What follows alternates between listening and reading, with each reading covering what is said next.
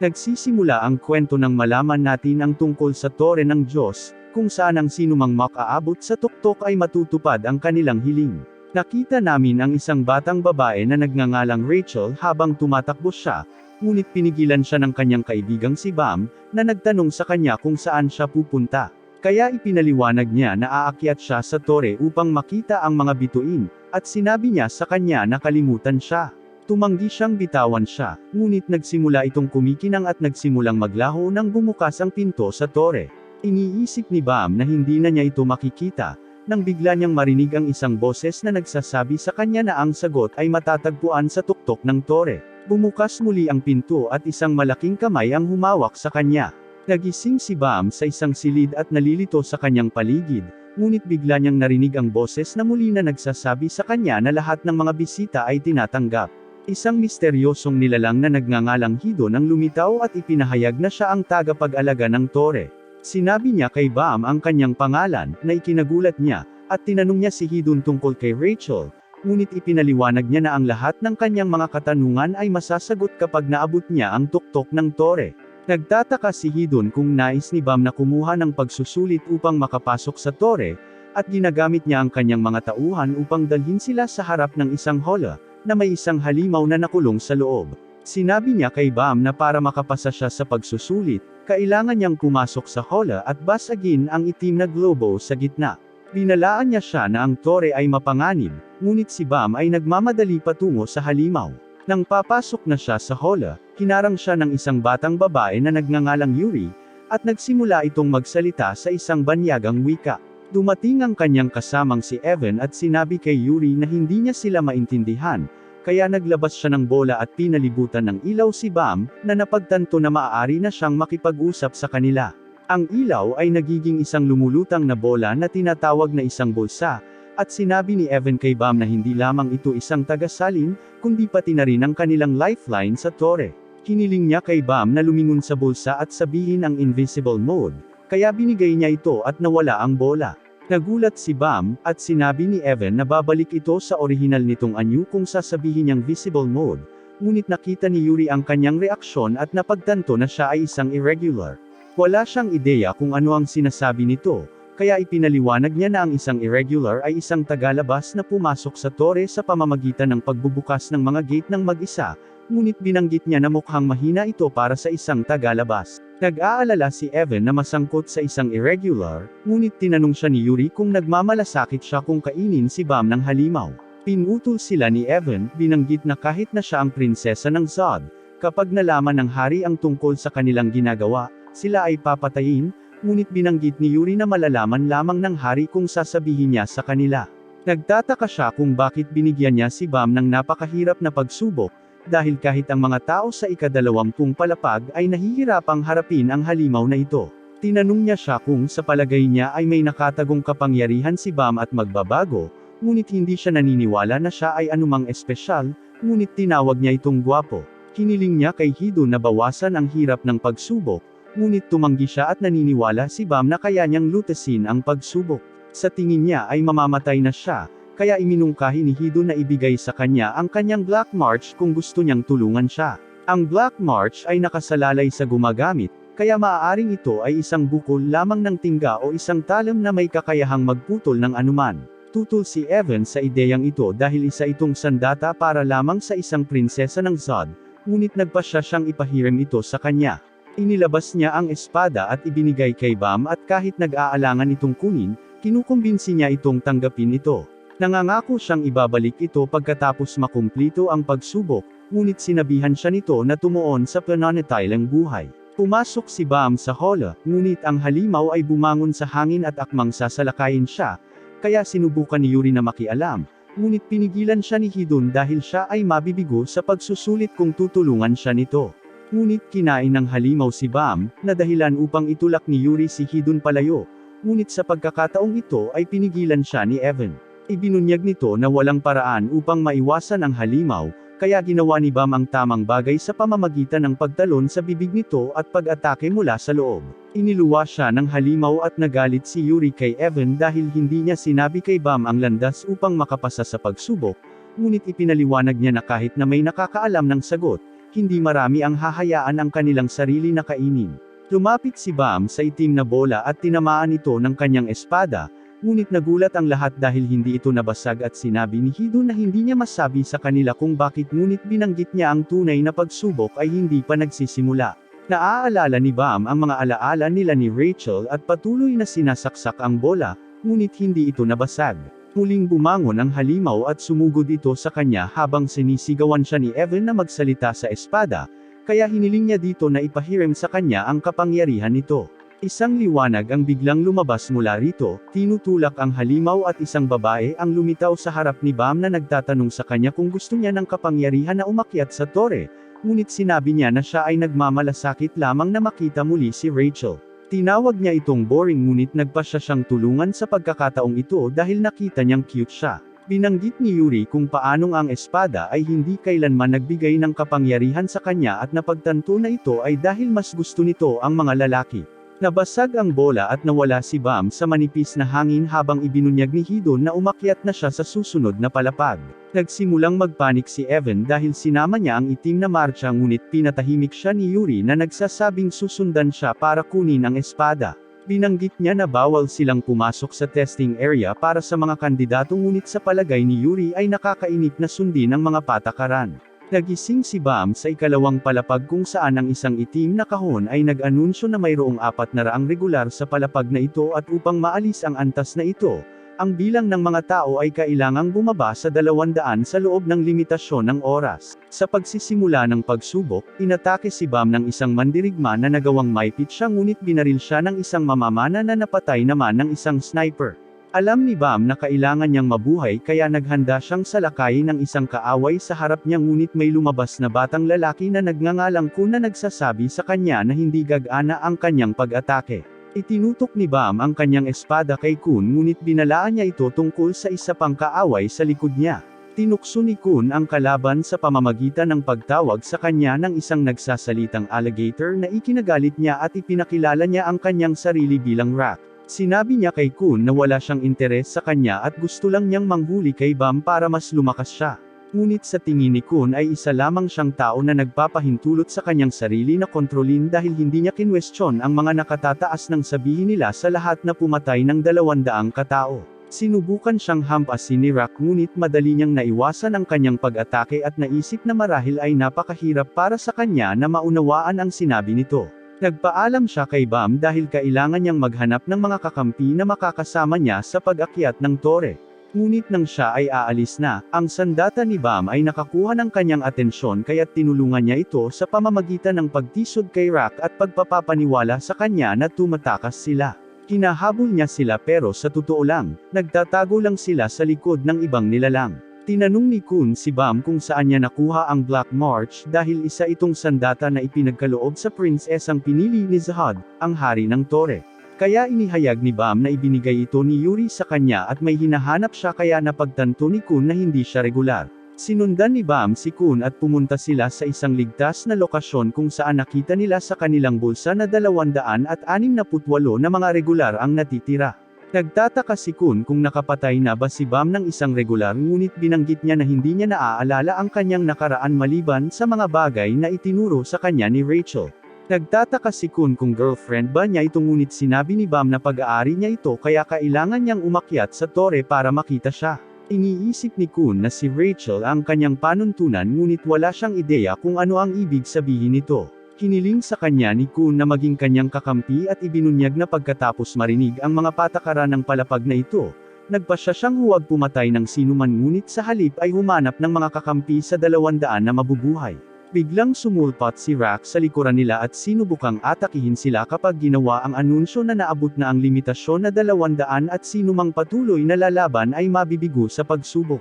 Sinabihan ang isang tao na maghanap ng 2 kaalyado sa loob ng 5 minuto at papasa sila sa pagsusulit kung hinahawakan nila ang kanilang mga kaalyado kapag natapos na ang oras. Iniisip ni Kun na kailangan nilang makipag-alyansa kay Rak ngunit sinusubukan pa rin niyang labanan ang mga ito kaya tumakbo sila palayo sa kanya na nagtataka kung naiintindihan niya ang mga patakaran ngunit ipinaliwanag niya na ayaw niyang maging kakampi sa kanyang biktima.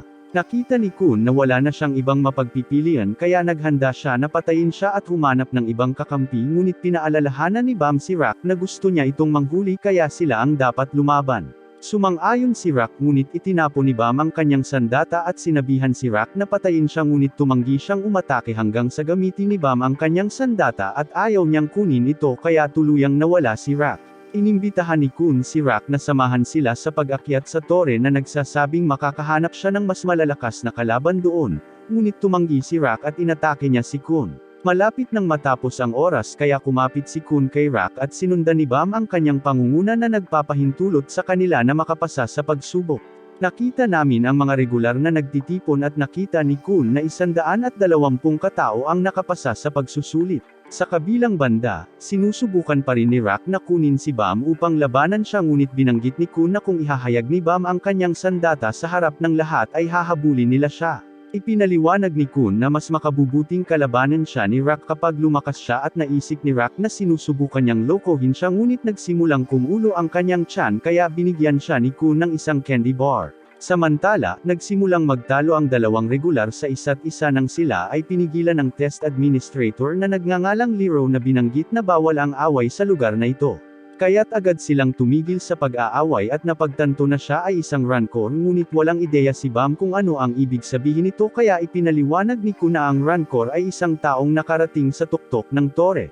Binanggit ni Lero na napakaraming tao ang nakapasa sa pagsusulit kaya iilan sa kanila ang kailangang tanggalin. Bumubuga siya ng tubig mula sa kanyang mga kamay at itinulak niya ang lahat pabalik gamit ang isang pader. Tumawag siya ng isang chinso na nagsasabing ito ang pinagmumula ng kapangyarihan ng tore at ipinaliwanag niya na ang mga koponan na makakalagpas sa pader ay papasa sa pagsubok. Iniisip ni Kun na makakadaan si Rock sa dingding ngunit sa tingin niya ay maaaring magpumiglas si Bam ngunit nagulat ang lahat na nasa kabilang panig na siya ng pader. Hindi siya napaatras tulad ng iba at nag-alok na pumunta sa kabilang panig ngunit sinabi ni Lero na nakapasa siya sa pagsusulit dahil itinuturing niyang swerte ang pinakamahalagang salik sa pag-akyat sa tore.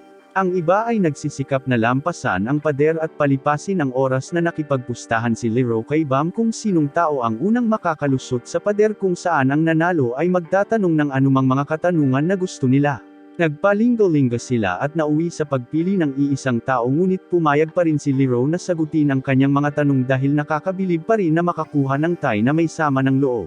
Nagtataka si Bam kung nakita na ba ni Lero si Rachel ngunit hindi pa niya kaya tinanong siya ni Bam tungkol sa mga irregulars at sinabi niyang sila ang mga taong hindi sumusunod sa mga alituntunin ng tore. Inihayag niya na ang tore ay binubuo ng 3 seksyon. Ang una ay ang Outer Tower na isang residential district. Ang kabilang seksyon ay ang panloob na tore kung saan sila kasalukuyang matatagpuan at ang huling bahagi ay ang gitnang lugar na nag-uugnay sa dalawang seksyon.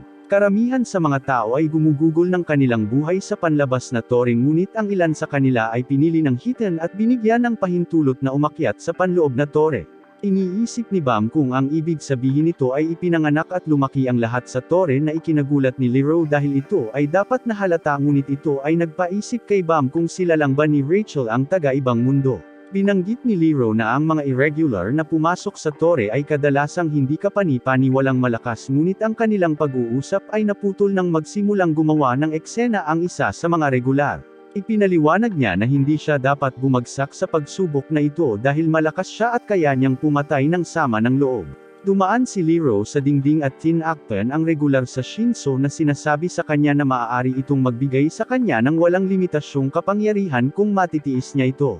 Inihayag niya na kailangan nilang harapin ang antas na ito ng Shinso araw-araw sa ika-30 palapag na ikinagulat ng regular at nang palayain siya ni Lero. Napaluhod siya.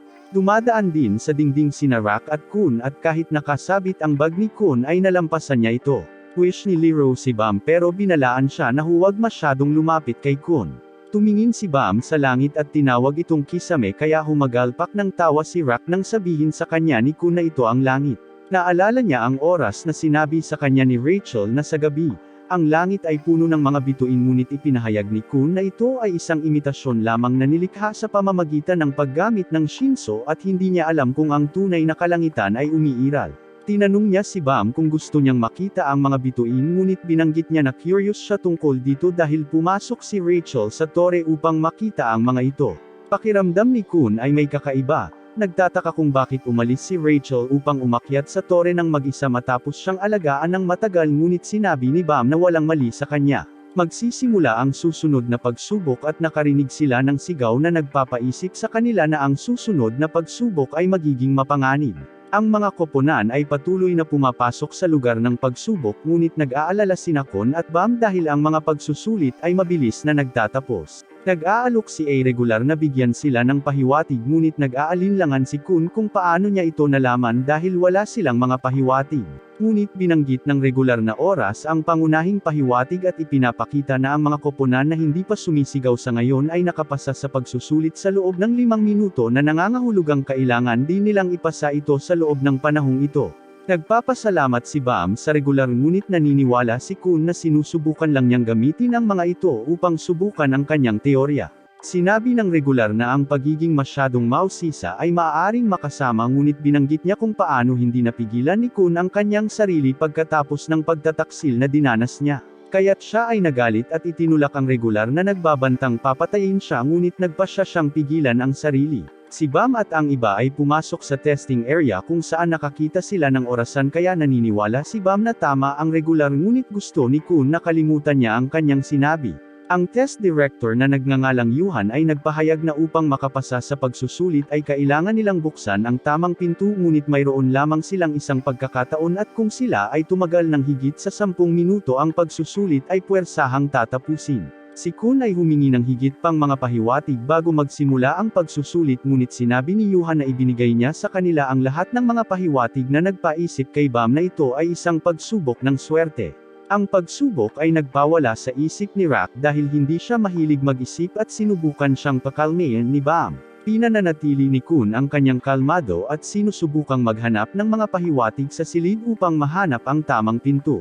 Iniisip ni Yuhan na sa wakas ay dumating na ang taong maaaring gumamit ng kanyang ulo, ngunit naniniwala siyang hindi malalampasan ang pagsubok na ito sa paggamit lamang ng utak.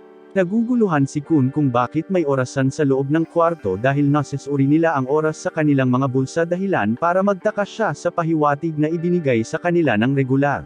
Nagsisimula siyang maalala ang kanyang nakaraan nang may mga tsismis tungkol sa kanya na sila ng kanyang kapatid sa ama na si Maria ay magkasintahan. Ang isa pa niyang kapatid na babae ay dapat na mapili bilang isang prinsesa ng Zahad, ngunit sa halip ay si Maria ang napili dahil tinulungan siya nito, at sa sandaling siya ay napili ay iniwan si Kun at ang kanyang buong pamilya ay ipinatapon.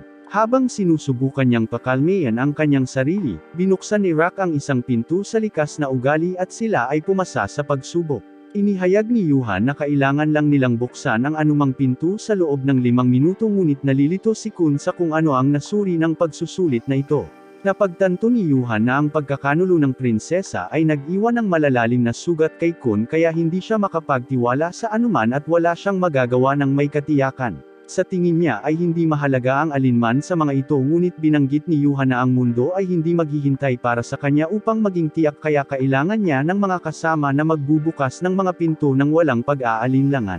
Nalaman namin na ang regular na nagbigay ng pahiwatig kina Kun at Bam ay inutusan ni Yuhan dahil gusto niyang malaman kung ito ay makakatulong o makahahadlang sa kanila. Sa kabilang banda, tinanong ni Yuhan ang isang test administrator na nagngangalang Quant na nagtataka kung tama ba ang ginawa niya sa pangangasiwa ng pagsusulit dahil 3 tao lang ang pumasa sa kanyang pagsubok, kaya't ibinunyag niya na ibinigay niya sa kanila ang una at pangalawang pagsusulit ng sabay-sabay bilang isang on-time survival match. Nagulat si Yuhan kung paano pinatay ng 3 taong dumaan ang iba pang regulars sa loob ng 30 minuto, kaya naman iniisip niya kung may irregular o prinsesa sa kanila. Binanggit niya kung malalaman ito ng mga nakatataas ay pareho silang papatayin, ngunit nagpasya siyang tulungan si Quant at tumawag kay Lero.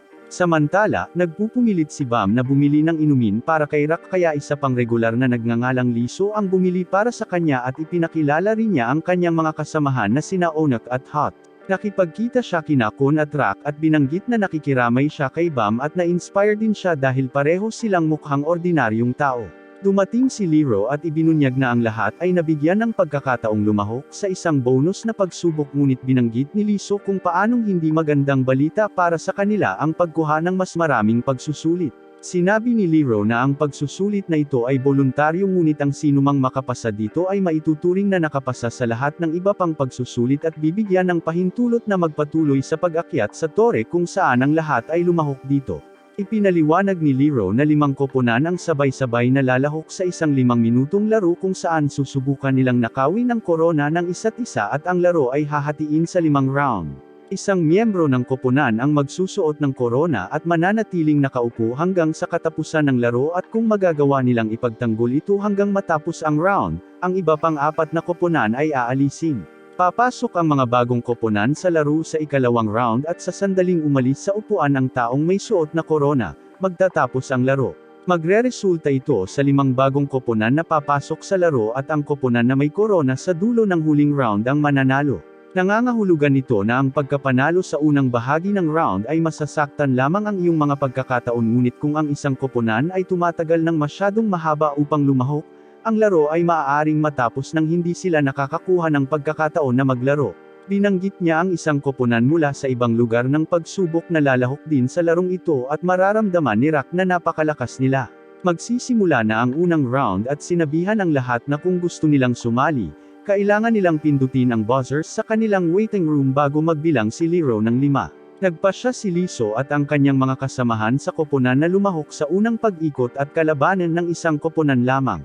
Sinabihan ni Onyx ang kanyang mga kasamahan na tumalikod dahil siya lamang ay sapat na para sa kanilang mga kalaban dahil itinuturing niya silang mahina. Ginagamit niya ang kanyang extending weapon para salakayin sila at kahit na sinuntok ng isa sa kanila ang kanyang ulo, hindi ito nakakaapekto sa kanya at sa huli ay sasaktan niya ang kanyang sarili.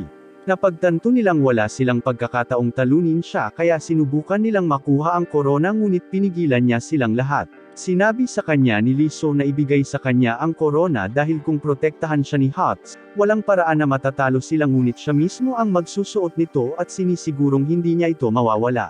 Magsisimula na ang susunod na round at laking gulat ni Bam nang makita niya ang isang batang babae sa kalabang koponan na iniisip na siya si Rachel. Sinubukan ni Liso na kunin si Onyx na ibigay sa kanya ang korona dahil siya ang pinakamahinang miyembro ngunit ibinunyag ni Lero na kapag naupo na siya sa trono, hindi siya makakaalis o magreresulta ito sa kanilang pagkawala. Laking gulat ni Liso dahil hindi sinabi sa kanila ang tungkol dito ngunit binanggit ni Lero ang isang detalyadong paliwanag ng mga patakaran na nakapost sa waiting room. Magsisimula na ang oras ng pag-sign up para sa susunod na round at naghanda si Rock na pinindot ang buzzer ngunit pinigilan siya ni Kun kaya humingi siya ng 10 chocolate bar para hindi niya ito pinindot. 2 koponan ang nagpasya na laruin ang round na ito at napansin ni Liso kung paanong ang isa sa mga koponan ay may natutulog na miyembro ngunit sinabi nila na hindi nila kailangan siya upang talunin ang isang pile na tulad niya. Nagsimulang umatake ang kabilang team at inihagis ni Hots ang kanyang espada sa hangin at ginamit ang isa pa niyang espada para tanggayan sila. Sinubukan ng isa sa kanila na pigilan ang paggalaw ni Hots ngunit tinaga niya ang kanyang kutsilyo habang sinusubukang gamitin ng isa pang miyembro ang pagkakataong ito para umatake ngunit huminto siya dahil sa kabilang espada. Sa kabilang banda, hawak ni Liso ang kanyang sarili laban sa kabilang koponan ngunit nag-aalala siya sa kanilang miyembro na natutulog. Habang ginulo siya, inatake siya ng isa sa kanila gamit ang kanyang kutsilyo at habang umaatres siya ay sinunggaban siya ng ibang miyembro. Sa tingin niya ay katapusan na niya ngunit iniligtas siya ni Hots dahil natalo na niya ang kabilang koponan.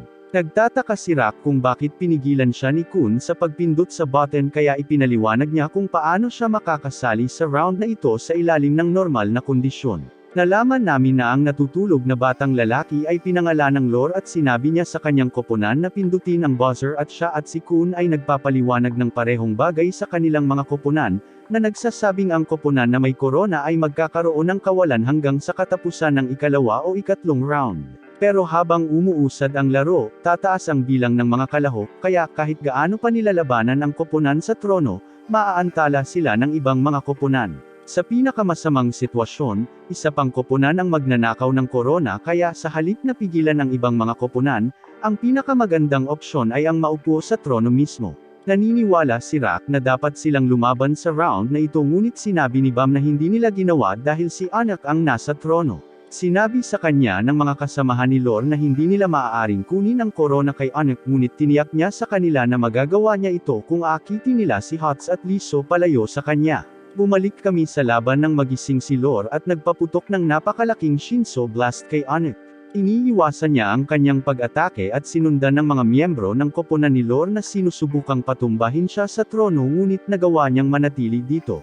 Sinubukan ni Liso at Hots na tulungan siya ngunit muling nagpaputok si Lore at muli niya itong naiwasan. Pinayuhan niya itong sumuko dahil maaari niyang salakayin ang trono mula sa kahit saan ngunit nagalit siya at ginagamit ang kanyang sandata para salakayin ang lahat. Sinabi niya na maaari rin niyang patayin silang lahat mula sa trono ngunit nabigo si Liru na sumuko siya sa kanyang emosyon. Sa waiting room, nagsimulang kumilos ang sandata ni Bam na napansin ni Anek kaya binawi niya ang kanyang sandata. Ginagamit ng mga kasamahan ni Lore ang pagkakataong ito para iligtas siya at ipinaalala niya sa kanila kung pupunta sila sa waiting room ay madi-disqualify sila ngunit sa tingin nila ay mas mabuti na ito kaysa mamatay sa isang bonus na pagsubok. Pumasok si Anek sa waiting room ni Bam at nagtataka kung bakit mayroon siyang Black March. Napagtanto niya na nahihirapan siyang kontrolin ito kaya sinabi niyang hindi siya karapat-dapat dito at gusto niyang ibigay ito sa kanya. Naguguluhan si Liso kung bakit niya na-diskwalipika ang mga ito para lamang sa isang espada ngunit inihayag niya na isa ito sa 13 mula sa serye ng buwan na ibinibigay lamang sa mga prinsesa ng Zahad. Pansinin ni Hots na amoy din ito ng sandata ni Anak kaya ipinahayag niya na siya ay isang prinsesa ng Zahad. Gusto niyang ibigay sa kanya ni Bam ang Black March ngunit tumanggi siya dahil kailangan niyang ibalik ito kay Yuri. Naghahanda si Anak sa pag-atake ngunit pinigilan ni Liru na gustong pumunta sila sa kanilang waiting room dahil na-disqualify sila. Si Anak ay nagmumungkahi ng taya para sa espada na nagsasabi na kung manalo sila sa laro ay ibibigay niya sa kanya ang kanyang sandata. Tutul si Bam sa taya ngunit binanggit ni Anak na pinaplano niyang patayin siya pagkatapos ng laro at kunin ang espada kaya ito ay sa kanyang pinakamahusay na interes na tanggapin ang taya. Mababa daw ang tsansa nilang manalo na ikinagalit ni Narak at Kun at naghahanda silang pumasok sa laro. Sa pagbabalik ni Anak sa waiting room, may ibinulong sa kanya na babae mula sa ibang team na ikinagalit niya ngunit pinigilan siya ni Hots dahil ayaw na niya ng gulo. Sa tingin ni Kun ay kamangha-mangha si Bam dahil hindi niya ibinigay ang Black March kay Anak ngunit binanggit niya kung paano sinabi sa kanya ni Rachel na huwag ipagkanulo ang sinuman. Tinatawag ni Bam ang kanyang sarili na inutil at mahina ngunit naniniwala si Kun na ito ang dahilan kung bakit siya naging espesyal dahil kahit mahina siya ay tinupad niya pa rin ang kanyang pangako noong nasa linya ang kanyang buhay. Ang susunod na round ay magsisimula at maraming mga koponan ang lumabas dahil ito ang kanilang pinakamahusay na pagkakataon upang maluklok sa trono. Lahat sila ay sinubukang kunin ang korona ngunit nahawakan ito ni Kun sa isang kisap mata at sa halip na isuot ito ay nagpasya siyang itago ito sa kanyang bag na nagsasabing ibibigay niya ito sa sinumang makakatalo sa kanya. Ang lahat ay nagsimulang umatake sa kanya at kahit na napigilan niya ang lahat ng kanilang mga pag-atake gamit ang kanyang bag ay itinapon niya ang korona. Habang ipinaglalaban ito ng lahat ay nakaupo si Bam sa trono at inilabas ni Kun ang tunay na korona na nagpapakitang peke ang itinapon niya. Binuksan ni Kun ang kanyang bag at hindi mabilang na mga korona ang nahuhulog na nagpapalam sa lahat na ang bag ay maaaring gumawa ng mga kopya. Ang lahat ng iba pang mga koponan ay nagpasya na magtulungan dahil nakita nila ang kanyang panlilinlang na nakakahiya. Sumugod sila patungo sa trono ngunit pinigilan ni Rak ang kanilang pag-atake at inihagis ang kanyang sibat patungo sa kanila na tinatangay silang lahat. Ang koponan mula sa iba pang lugar ng pagsubok ay nagtataka kung dapat silang pumasok sa susunod na round ngunit nagpasya silang maghintay. Binanggit ni Rak kung paano gustong ipakita ni Kun ang kanyang bag ngunit gusto lang daw niyang ipakita ang kanyang lakas sa harap ni Anek. Magsisimula ang ika-4 na round at may 3 koponan na papasok ngunit sinabi ni Kun kay Rak na huwag silang labanan dahil dapat nilang i-conserve ang kanilang lakas para sa huling round. Ito ay nalilito kina Bam at Rak dahil ang mga koponan ay nagpaplano na magtulungan laban sa kanila ngunit ang isa sa mga koponan ay biglang nagsimulang umatake sa iba. Nagulat si Bam kung paano nalaman ni Kun na mangyayari ito at inihayag niya na sa unang pagsubok ay tinulungan niya sila sa pamamagitan ng pagdadala sa kanila sa kanyang bag. Sinabi niya na ang pagkikita ni Rak at Bam ay hindi inaasahan dahil ang 3 regular na nasa loob ng kanyang bag ay sapat na upang bumuo ng isang koponan. Pagkatapos ng ikatlong pagsubok ay pinalabas niya ang mga ito sa bag at ipinaliwanag ang sitwasyon at ang pagtali ng kanyang buhok gamit ang bandana ang hudyat para tulungan siya.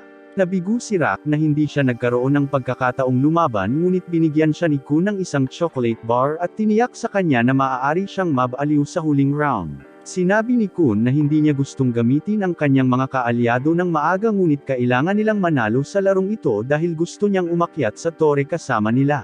Tinalo ng mga kaalyado ni Kun ang iba pang dalawang koponan at nagpatuloy na i-disqualify ang kanilang mga sarili na nagmarka ng pagtatapos ng ika-4 na round. Magsisimula na ang huling round at nag-aalala si Kun sa team mula sa kabilang testing area dahil hindi niya alam kung gaano sila kalakas. Sa pagsisimula ng round isang batang babae na nagngangalang Warren ay mabilis na natalo ang dalawang koponan kaya hiniling ni Kun kay Rock na harapin siya.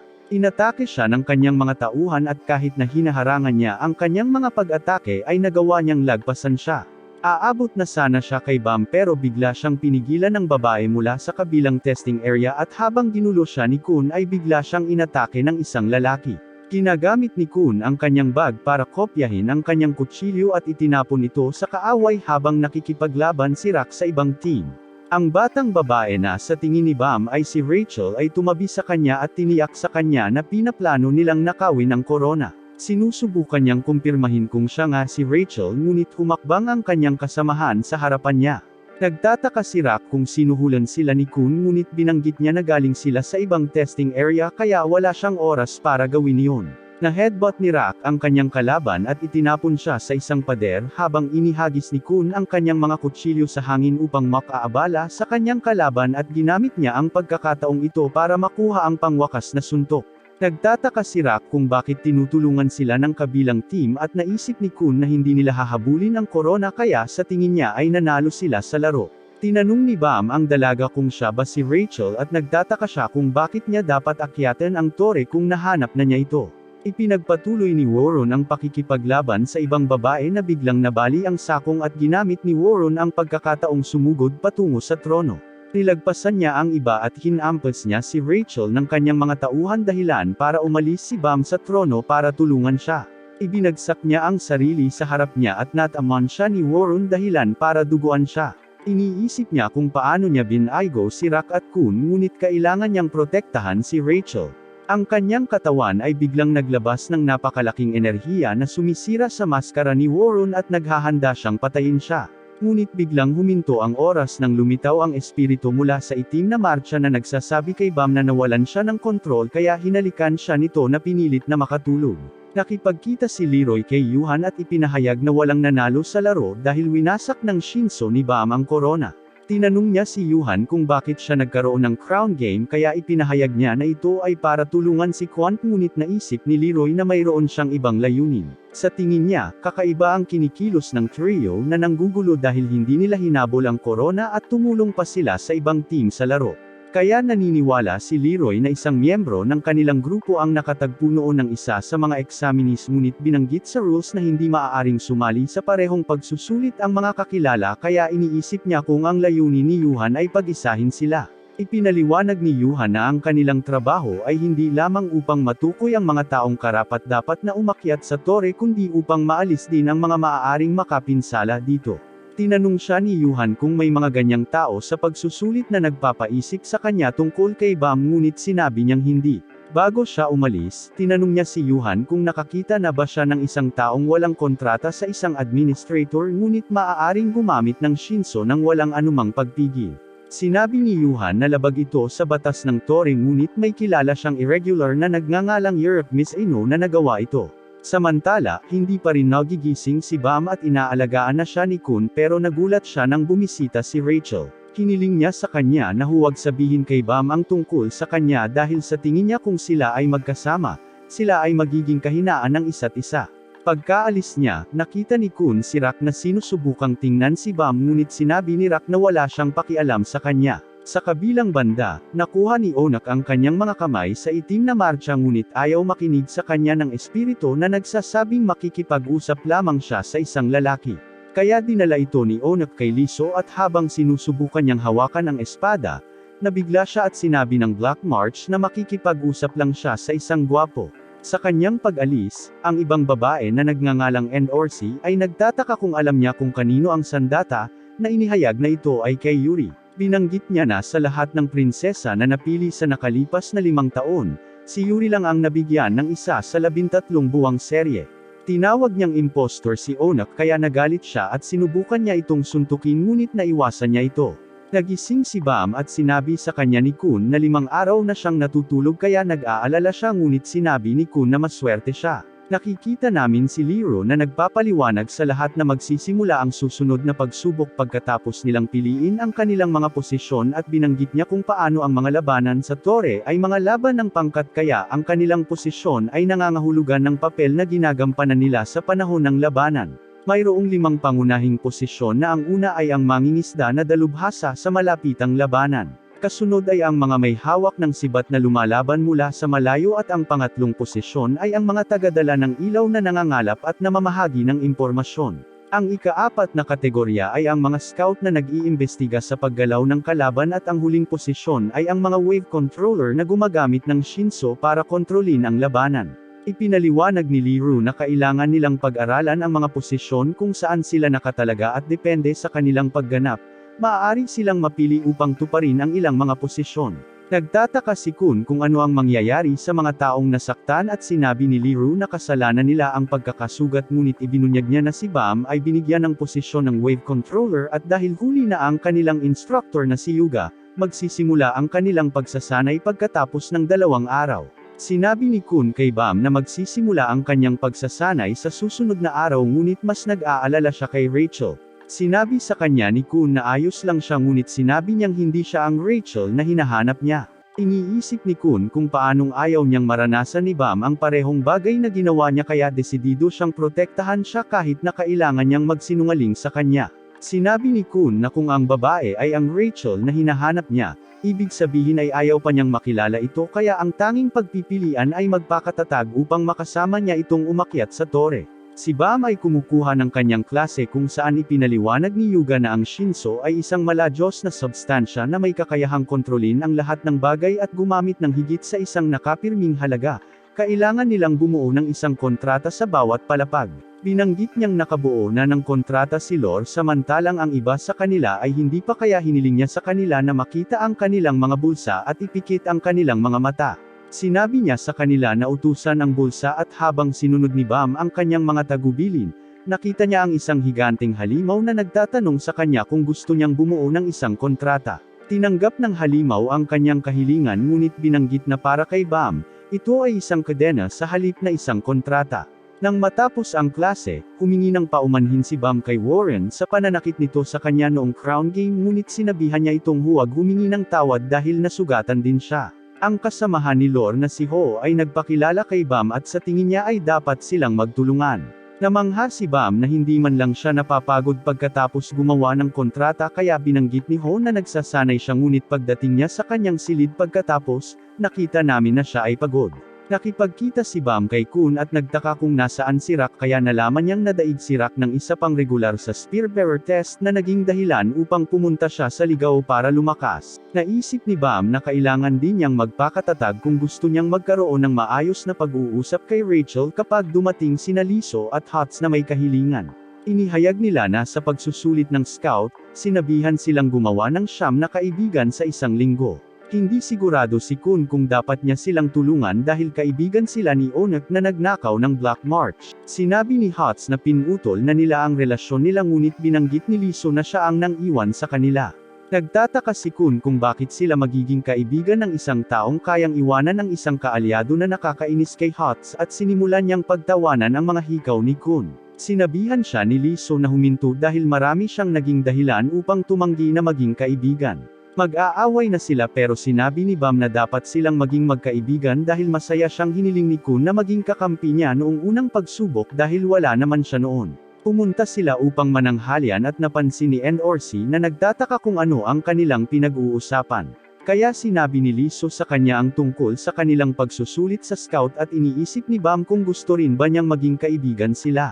Gusto raw niyang mapalapit kay Hots pero hindi niya magawa dahil bawal ang pagmamahal sa kanyang pamilya. Nag-ambala sila ni Onak na tumawag kay Endorsi na isang prinsesa ng Zahad na ikinagulat ng lahat. Napansin ni Onak na nakatitig si Bam sa Black March at sinabi nito sa kanya na hindi na niya ito ibabalik ngunit walang balak si Bam na bawiin ito. Iniisip niya kung ang ibig sabihin nito ay sina Onak at Endorsi ay mga kapatid ni Yuri at ipinaliwanag ni Kun na ang mga prinsesa ay kinuha upang kumatawan sa mga mahuhusay na pamilya na nangangahulugan na sila ay talagang magkapatid. Ang isang laro ay gaganapin para sa susunod na pagsubok kung saan ang lahat ay dapat magpatambos sa isa't isa sa platform gamit ang mga karayom na ibinigay sa kanila hanggang 8 na lang ang natitira. Tinanong ni Endorsi ang administrator kung mayroong anumang mga hakbang sa kaligtasan upang masira ang kanilang pagkahulog, ngunit sinabi ng administrator na mayroong mga hakbang upang maiwasan silang mamatay na nangangahulugan na maaari pa rin silang masugatan. Sa pagsisimula ng pagsubok ay agad na inatake ni Onyx si Endorsi ngunit napaatras siya. Tinutuya niya siya tungkol sa kung paanong hindi siya magiging katapat ng isang tunay na prinsesa, ngunit sinabi ni Onyx na walang tunay na prinsesa na nagsasabing lahat sila ay impostor. Samantala, kinukuha ni Kun ang kanyang klase ng Lightbearer kung saan naguhukay siya ng impormasyon tungkol kay Rock at nakitang nakapasa siya sa kanyang pagsusulit. Wala siyang masyadong nahanap na impormasyon tungkol kina Bam at Rachel at hinanap si Onyx. Nakita niya na pagkatapos maging isang ranker siya ay napili bilang isang prinsesa ng Zahad at binigyan siya ng sandata ng Berdeng Abril, ngunit siya ay nabigla nang ang tala ay nagpapakita na siya ay dapat napatay na. Bumalik kami sa pagsubok habang itinapon ni Endorsi ang kanyang sandata at patuloy na tumatakbo mula kay Onyx na nagpatambos sa iba hanggang sa 9 na tao na lang ang natitira. Sinabihan niya si Onyx na bumalik na may dalang Berdeng Abril dahil hindi siya makakapareha kung wala ito, ngunit inihagis ni Onyx ang kanyang karayom kay Endorsi at ginamit niya si Shinso para maningil sa pagpapatambo sa kanya. Sinubukan niyang sundan ang kanyang pag-atake ngunit nahuli ni Endorsi ang kanyang paa na hinahampas siya sa lupa at napagtanto na siya ay anak ng tunay na Onyx. Nalaman natin na ang mga prinsesa ay ipinagbabawal na magkaanak kapag sila ay pinili ni Zahad upang hindi lumaganap ang kapangyarihang kanilang minana. Binanggit ni Endorsi kung paano gumawa ng krimen ang ina ni Onyx sa pagkakaroon niya at pagpapalaganap ng kapangyarihan ng hari. Hindi siya sang-ayon sa kanya, ngunit iniisip ni Endorsi na hindi siya nakaranas ng anumang hirap kaya hindi niya maintindihan. Galit na galit si Onyx at sinubukan niyang salakayin si Endorsi, ngunit patuloy niyang iniiwasan ang kanyang mga pag-atake habang binabanggit niya kung paano nakuha ni Onyx ang kanyang kapangyarihan mula sa kanyang ina habang kailangan niyang magtrabaho para maging isang prinsesa. Ngunit biglang nabali ang sakong ni Endorsi at ginamit ni Onyx ang pagkakataong ito para patumbahin siya sa plataporma, ngunit hinawakan niya ang kanyang kamay, nakikiusap na huwag siyang pakawalan. Ngunit hindi naawa si Onyx, kinurot ang kanyang kamay, napilit na binitawan ngunit hinawakan niya ang kanyang binti at pareho silang nalaglag. Ngunit nakita namin na nakaligtas sila at iniisip ni Endorsi kung pinagsisihan ba ng ina ni Onyx ang pagkakaroon nito, ngunit naniniwala siyang hindi. Samantala, si Bam ay nasa gitna ng kanyang klase sa Shinso at lahat ng mga estudyante ay sinusubukang basagin ang mga lobo. Si Ho ay nahihirapang tapusin ang gawain ngunit pinupuri siya ni Yuga dahil siya ay bumubuti. Nabasag ni Bam ang mga lobo at binanggit ni Yuga na mahaba pa ang kanyang lalakbayin ngunit maayos naman ang kanyang ginagawa. Nagpapasalamat si Bam kay Lore sa pagtulong sa kanya na tapusin ang mga gawain at si Ho ay nakikiusyoso tungkol dito. Kaya't ibinunyag ni Lore na tinulungan siya ni Bam sa pamamagitan ng pagkuha sa kanya ng bagong unan at tinuruan niya siya ng trick para basagin ang mga lobo bilang paraan ng pasasalamat sa kanya. Tinawag ni Kun si Bam at binanggit ni Ho na hindi tulad ni Lore na tumulong sa iba. Ikinwento ni Kun kay Bam ang tungkol sa away nina Endorsi at Onyx at tinawag niya silang tanga dahil sinira nila ang sarili kahit na biniyayaan sila ng dakilang kapangyarihan. Nag-ambala sila ni Liso na binanggit na ang deadline ng kanilang gawain ay ngayon, ngunit hindi pa nila nagawang magkaroon ng 9 na kaibigan. Nag-iisip si Bam kung may magagawa ba sila para matulungan sila at naisip ni Kun na makakabuti para sa kanila kung mabibigo sila dahil mas kakaunti ang mga kalaban nila, ngunit gusto ni Bam na iligtas ang kanyang mga kaibigan kaya nagpasya si Kun na tulungan sila. Sina Bam at Ho ay pumunta upang bisitahin ang nasugatan na Endorsi na nagugutom dahil ginamit niya ang lahat ng kanyang mga puntos upang gamutin ang kanyang mga pinsala. Nag-aalok sila na bigyan siya ng pagkain kung magiging kaibigan niya ito at kahit na ayaw niyang gawin ito, binigay niya ang kanyang gutom at pinirmahan ang kanilang anyo. Inilapat nila ang parehong plano sa Onyx at matagumpay na natapos ang kanilang gawain. Pinasasalamatan ni Liso at Ho si Bam sa kanyang tulong, ngunit nais ni Kun na pasalamatan siya dahil siya ang gumawa ng plano. Ngunit nagsimulang makipagtalo sa kanya si Ho at naisip ni Liso na dapat nilang pasalamatan siya kaya ipinakita ni Ho ang kanyang pagpapahalaga. Habang sabay-sabay na nanananghalian ang lahat, nakita ni Endorsi si Rachel at pumunta sa banyo para kausapin nito at tinanong kung bakit niya itinataboy si Bam. Tumanggi siyang sumagot ngunit hiling ni Endorsi na kung ano man ang inaasahan niyang mahanap sa tuktok ng tore ay mas mahalaga kaysa kay Bam. Sa klase ng wave controller, iniisip ni Ho kung may itinatago si Bam sa kanya ngunit mas nag-aalala siyang makapasa sa pagsusulit. Matapos mab-aigo sa ibang pagkakataon, pumunta siya sa kanyang silid kung saan naalala niya ang kanyang nakaraan at nagsimulang umiyak ngunit bigla siyang nakatanggap ng isang sulat at nagulat nang mabasa niya ito. Sa kabilang banda, nabigla si Liro na nagpasya si Yuhan na ang mga regular ay maglaro ng isang laro ng tag bilang pagsubok para sa kanilang mga posisyon ngunit naantala sila ng Quant. Humihingi siya ng paumanhin kay Liro dahil kailangan niyang mag-asikaso ng 3 dagdag na regular dahil sa kanya at nagmumungkahi siya ng joint test. Inanunsyo ni Liro na ang 28 regular na hindi nakapasa sa kanilang mga pagsusulit ay sasali sa tag game na nagpapatawa kay Rock dahil siya ay nakapasa na. Ipinaliwanag niya na hahatiin sila sa 2 koponan at ang kanilang mga marka ay ibabatay sa kanilang individual na pagganap. Inihayag ni Yuhan na hindi tulad ng karaniwang laro ng tag, magkakaroon ng isang tao sa bawat panig na pipiliin bilang target. Bawat isa sa kanila ay magsusuot ng badge at ang pagsusulit ay magaganap sa isang napakalaking arena. Upang manalo sa laro, kailangan nilang gawin ang kanilang napiling tao na maabot ang layunin o nakawin ang badge mula sa tagasuri na humahabol sa kanila. Kung mananalo sila sa unang paraan, ang lahat sa koponan ay makakakuha ng 100,000 puntos ngunit kung manalo sila sa pamamagitan ng pagnanakaw ng badge, makakakuha sila ng 200,000 puntos. Ngunit kung mawala ang kanilang sariling badge, maaalis ang koponan. Nalaman namin na lalaban sila kay Quant at si Kun ang naging pinuno ng kanyang koponan.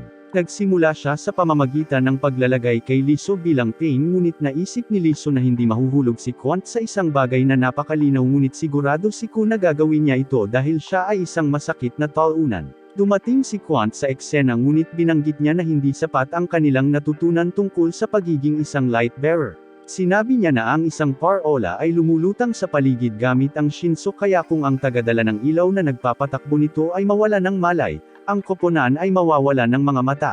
Mabilis niyang pinatay ang isa sa mga tagadala ng ilaw na nagpabagsak sa parola at binanggit niya na ang isa pa nilang tagadala ng ilaw ay dapat kasama ng kanilang napiling tao. Lumapit si Quant kay Liso ngunit nagulat siya nang makita ang isa pang parola sa itaas ng kanyang ulo. Si Onyx ay nakatayo sa itaas nito at sinubukan niyang atakihin siya ngunit hinawakan niya ang kanyang sandata at hinayla siya pababa. Si Lyra ay nanunood ng laban at binanggit kung paano nagagalit si Quant at nahihirapang magpigil kahit laban sa isang mas mahinang kalaban. Sinabi ni Lyra na maaari lamang gamitin ni Quant ang isang limitadong halaga ng Shinso sa arena ngunit sa palagay niya ay hindi pa rin nila may pagpapatuloy ang pagsusulit. Kinokontrol ni Quant ang kanyang galit at pinupuri ang kanilang plano na tinatanong sila kung ano ang susunod nilang gagawin. Lahat sila ay nagsimulang tumakbo palayo sa kanya at nagpasya siyang bigyan sila ng isang ulo at plano rin niyang gamitin ang hagdan sa halip na ang elevator. Naguguluhan si Lyra kung bakit nakaisip si Kun ng ganoong kasimpleng plano gayong ang kanyang kalaban ay isang rancor ngunit sa tingin ni Yuhan ay may something siya sa kanyang mangas. Ang kabilang koponan ay nanunood ng laban at tinanong ni Endorsi si Bam kung bakit siya kinakabahan kaya sinabi niya sa kanya na hindi niya nakikita si Rachel kahit saan. Bumalik sa laban si Onyx ay gumagamit ng elevator upang pumunta sa bubong at sa tingin ni Liso ay nanalo na sila sa laban ngunit binanggit ni Kun na hindi sila bibigyan ni Quant ng maagang pagsisimula ng walang plano. Sa wakas ay nagsimulang gumalaw si Quant kaya pinaalalahanan ni Kun ang kanyang koponan na kailangan ni Onyx ng 10 minuto upang maabot ang layunin at dahil alam na nila na siya ay aakyat sa hagdanan dapat ay pigilan siya kahit man lang ng 5 minuto. Lumilitaw si Quant sa harap nila at nawawala na dahilan para mataranta ang lahat. Naging nakikita siya at sinubukan ng koponan na pigilan siya sa pamamagitan ng paghahagis ng mga sibat sa kanya ngunit naiiwasan niya ang kanilang mga pag-atake at sinimulan silang talunin ng paisa-isa. Ang isa sa kanila ay sinubukang gamitin ang kanyang lakas para durugon si Quant ngunit madali niya itong natalo at sinabing ang mga sobra ang tiwala sa kanilang lakas ay mauunang mamatay. Sinabihan ni Endorsi si Bam na maging masaya na ang kabilang koponan ay natatalo dahil kung manalo sila ay babagsak siya sa kanyang pagsusulit sa posisyon ngunit mas nag-aalala siya kung papasa si Rachel. Sinabi ni Kun sa lahat na natalo na ni Quant ang Stair Team at malapit nang maabutan si Onyx kaya naisip ni Liso na dapat nilang tawagan si Laura para sa tulong. Ngunit ipinahayag ni Kun na natutulog siya sa panimulang linya at binanggit niya na sa kanyang klase ng light bearer ay nalaman niya na papasa si Laura sa pagsusulit anuman ang mangyari. Iniisip ni Liro na malapit na silang matalo sa laro ngunit naniniwala si Rock na may isa pang plano si Kun na nagpapaisip kay Liro kung kinopya niya ang badge gamit ang kanyang bag. Ngunit sinabi ni Yuhan na imposible ito dahil ginamit niya si Shinso para pigilan ang badge na makopya o makompress. Bumalik kami sa laban habang nakikipagkita si Liso sa kanyang koponan ngunit dumating si Quant kasama niya kaya sinubukan siyang pigilan ni Liso ngunit natalo niya sila at naabot ang tulay. Nakita niya si Kun at nagtataka kung nasaan si Onyx kaya sinabi ni Kun sa kanya na tumalon siya sa tulay upang marating ang exit. Hindi siya pinaniwalaan ni Quant dahil masyado silang mataas at tinutukso siya ni Kun na nagsasabing dapat siyang matakot tumalon mula sa taas na ito. Nakita namin iyon ilang sandali ang nakalipas nang dumating si Onyx sa tulay ay kinopya ni Kun ang kanyang parola gamit ang kanyang bag at itinago siya sa ilalim ng tulay. Napagtanto ni Quant ang ginawa ni Kun at binanggit niya na kahit na pinatay niya ang glow ng parola ay nararamdaman pa rin niyang si Shinso iyon. Patuloy itong itinanggi ni Kun kaya hinawakan ni Quant ang kanyang kamay at pinatalon siya sa pag-aakalang maaaring ibunyag ni Kun kung saan nakatago si Onyx. Habang nahuhulog sila ay humiwalay si Kun kay Quant habang ginagamit ni Onyx ang kanyang sandata para saluhin siya at nagawa niyang makarating sa tulay. Naniniwala si Liro na tapos na ang pagsubok dahil walang sapat na Shinso si Quant para umakyat sa tulay ngunit nilapitan siya ng isang taong nag-aalok ng tulong sa kanya.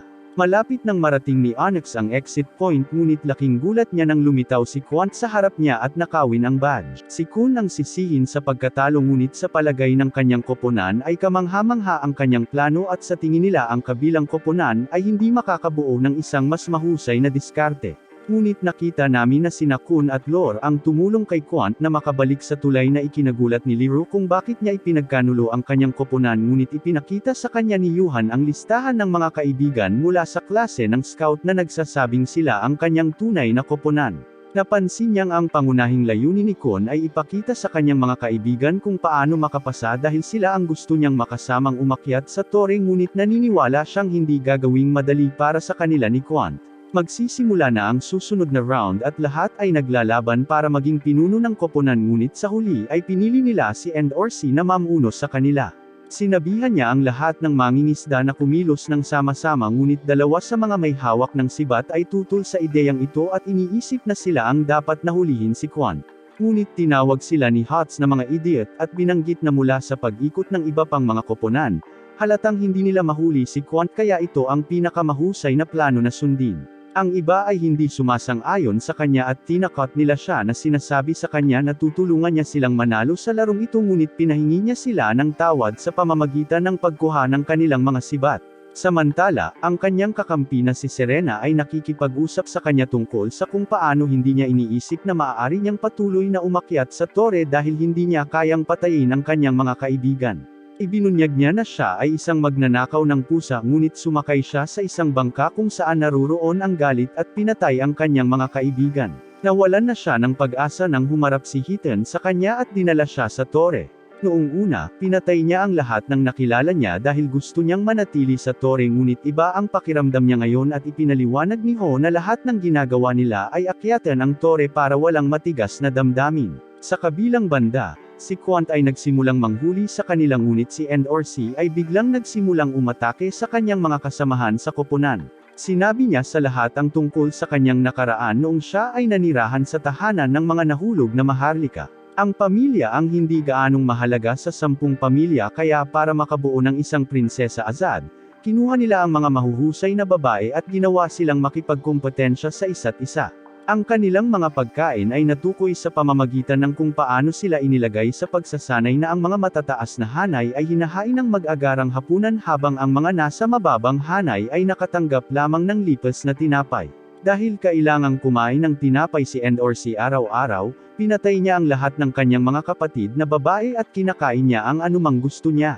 Pinagtatawanan sila ni Endorsi dahil sa paniniwala niya sa kanyang plano na nagpapaunawa sa kanila na ang layunin niya ay alisin ang lahat ng iba pang mangingisda upang masiguro niyang makapasa siya. Sinabi niya kay Bam na ito ang kailangang gawin para umakyat sa tore at kung handa siyang gawin ito, dapat siyang makipagkita kay Rachel. Sa kabilang banda, ibinahagi ni Hot ang kanyang plano na pigilan si Quant para ma-atake siya ng dalawang spear bearer mula sa anino.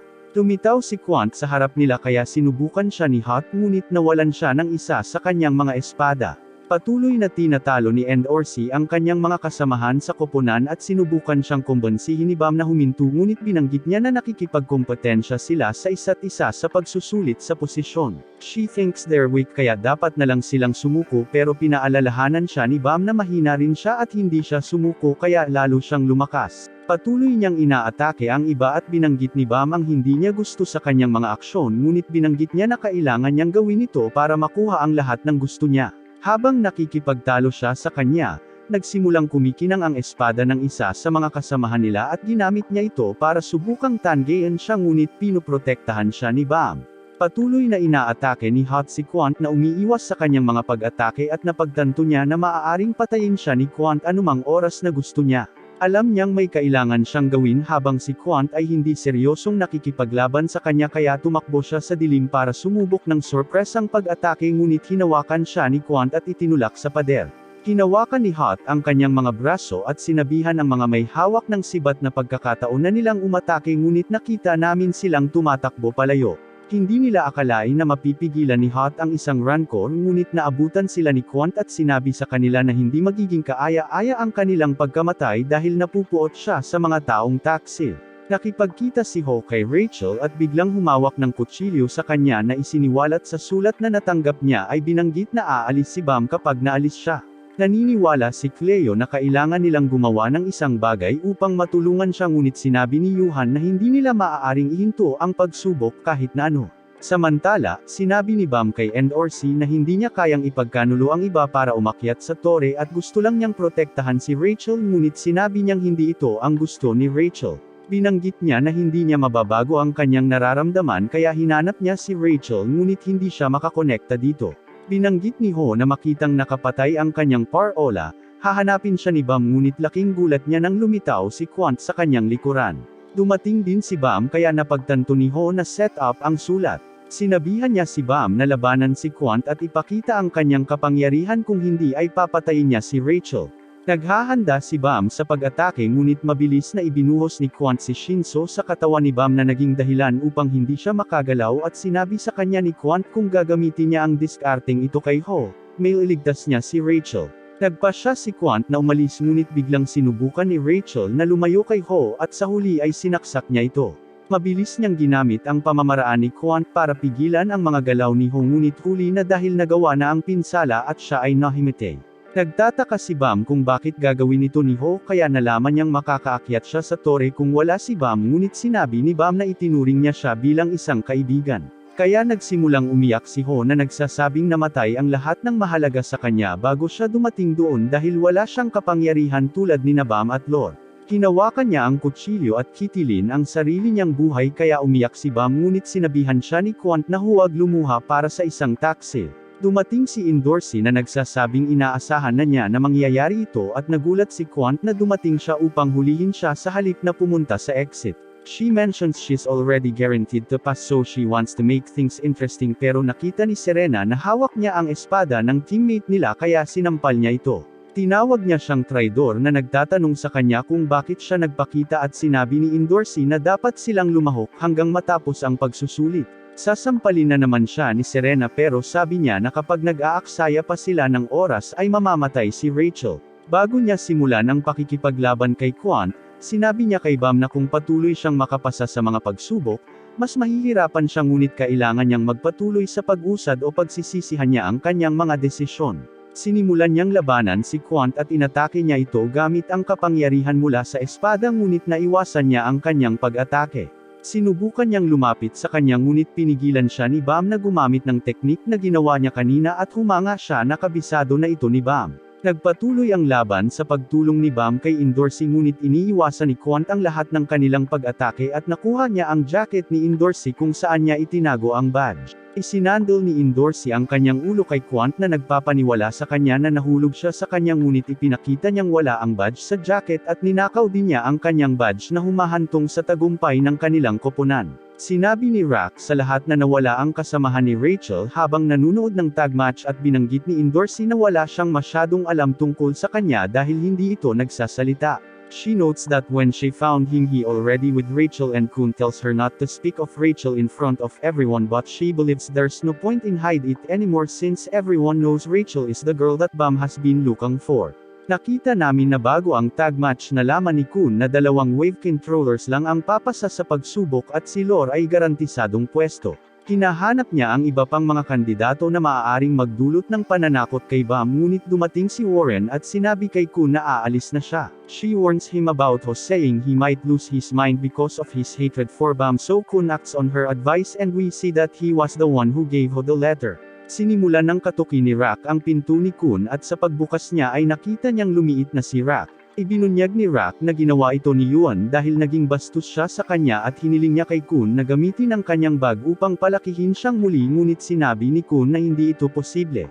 Plano ni Rock na puntahan si Bam ngunit sinabihan siya ni Kun na huwag na dahil hindi na pupunta si Bam sa susunod na antas dahil wala na siyang dahilan para umakyat. Dumating si Bam sa kanyang silid at binanggit na mas malalim ang saksak ni Rachel kaysa sa inaakala nila kaya hindi na siya makalakad ngunit sinabi niya na siya ang gaganap bilang kanyang mga binti upang madala niya siya sa tuktok ng tore at nagtanong siya, para sa kanilang tulong. Ang lahat ay nagtitipon sa libingan ni Ho upang bigyan siya ng tamang pagpapaalis at pinasalamatan ni Bam si Rachel sa pagdalo sa libing. Nagsisimula siyang umiyak na nagsasabing iniwan niya siya dahil akala niya ay haad lang siya sa kanyang pag-akyat sa tore. She tells him to leave her behind because she's of no use to him but he says that kahit marami na siyang naging kaibigan walang makakapalit sa kanya. Sa gabi ay nahuli ni Liso si Serena na sinusubukang umalis sa tore at binanggit niya na gusto niyang subukan ang kanyang buhay. Gusto niyang makahanap ng dahilan kung bakit siya nakaligtas kaya binigay niya ang kanyang kutsilyo at umalis sa tore. Samantala, nakita ni Yuhan si Yuga na palihim na may kausap at tinawag siya ni Yuhan na rin.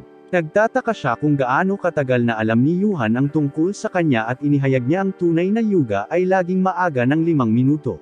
Nagpasya si Ren na labanan siya at isang malaking ahas ang lumabas sa lupa ngunit habang sinusubukan nitong kainin si Yuhan ay pinutol ng higanteng igat ang ulo nito. Masaya si Ren na may makakalaban siya dahil naiinip na siya pero walang balak si Yuhan na labanan ang isa sa mga rankers ni Zod. Sinabi niya na ang misyon ni Ren ay patayin si Onak at kunin ang Berdeng Abril sa Black Marsh. Nag-aalok siya na tulungan siyang makumplito ang kanyang layunin dahil tungkulin niyang alisin ang lahat ng banta sa pamilya Zod. Inanunsyo ni Liro at Yuhan ang resulta ng pagsusulit sa posisyon at si Bam at ang kanyang mga kaibigan ay pumasa ngunit binanggit ni Liro na si Rachel ay na-disqualify dahil sa kanyang mga pinsala. Ang isa sa mga regular ay hindi kontento sa mga resulta at iniisip na dapat ay pumasa siya kaya binigyan siya ni Yuhan ng pagkakataon at binanggit na kung matitiis niya ito sa loob ng 1 minuto ay papasa siya sa pagsubok ngunit siya ay nahimete sa sakit. Ilalabas na ni Yuhan ang huling pagsubok ngunit nag-ambala siya ni Kun na nagpahayag na hindi rin siya nasisiyahan sa mga resulta. Naguguluhan si Yuhan kung bakit may problema siya kahit nakapasa siya at gusto daw ni Kun na payagan niya si Rachel sa final test. Sinabi ni Yuhan na ang mga panuntunan ay nagbabawal sa kanya na lumahok sa kanyang kasalukuyang kalagayan ngunit binanggit ni Kun na ang panuntunang ito ay para lamang sa mga pagsusulit na pinapatakbo ng mga ito na nagsasabing gusto niyang kumuha ng pagsusulit ng administrator. Inihayag ni Kun na mayroon lamang silang kapangyarihan upang patakbuhin ang mga pagsubok ngunit ang lahat ng mga pagsubok at panuntunan ay maaaring baguhin ayon sa kalooban ng administrator. Sinabi ni Kun na kukuha siya ng pagsusulit na nakataya ang paglahok ni Rachel at binalaan siya ni Yuhan na mahirap ang pagsusulit kaya mas mabuti kung kukuha siya ng normal na pagsusulit. Nagtataka si Yuhan kung paano nalaman ni Kun ang tungkol sa pagsubok na ito at ipinahayag niya na ito ay dahil miyembro siya ng pamilya Kun. Binanggit ni Yuhan na isang irregular lamang ang maaaring makipag-ayos para kumuha ng pagsusulit kaya sinabihan niya si Kun na bumalik sa kanyang upuan ngunit nabigla ang lahat ng ihayag ni Bam na siya ay isang irregular. Nagpasya si Bam na kumuha ng pagsusulit kaya pumunta siya upang makipagkita sa administrator habang ang iba ay nagtatalo kung dapat nila siyang tulungan o hindi. Binanggit ni Liro kung magpasya silang tulungan siya, makukuha nila ang pinakamabilis na ruta patungo sa tuktok ng tore ngunit makikilala rin bilang kaalyado ng isang irregular. Kaya nagpasya si Kun na huwag na siyang tulungan ngunit tinawag siyang duwag ni Rock at ang iba ay nagsabi sa kanya na itigil na ang pag-arte dahil alam nilang sinusubukan lang niyang i-provoke ang mga ito para matulungan nila si Bam ngunit nagpaplano na silang tulungan siya.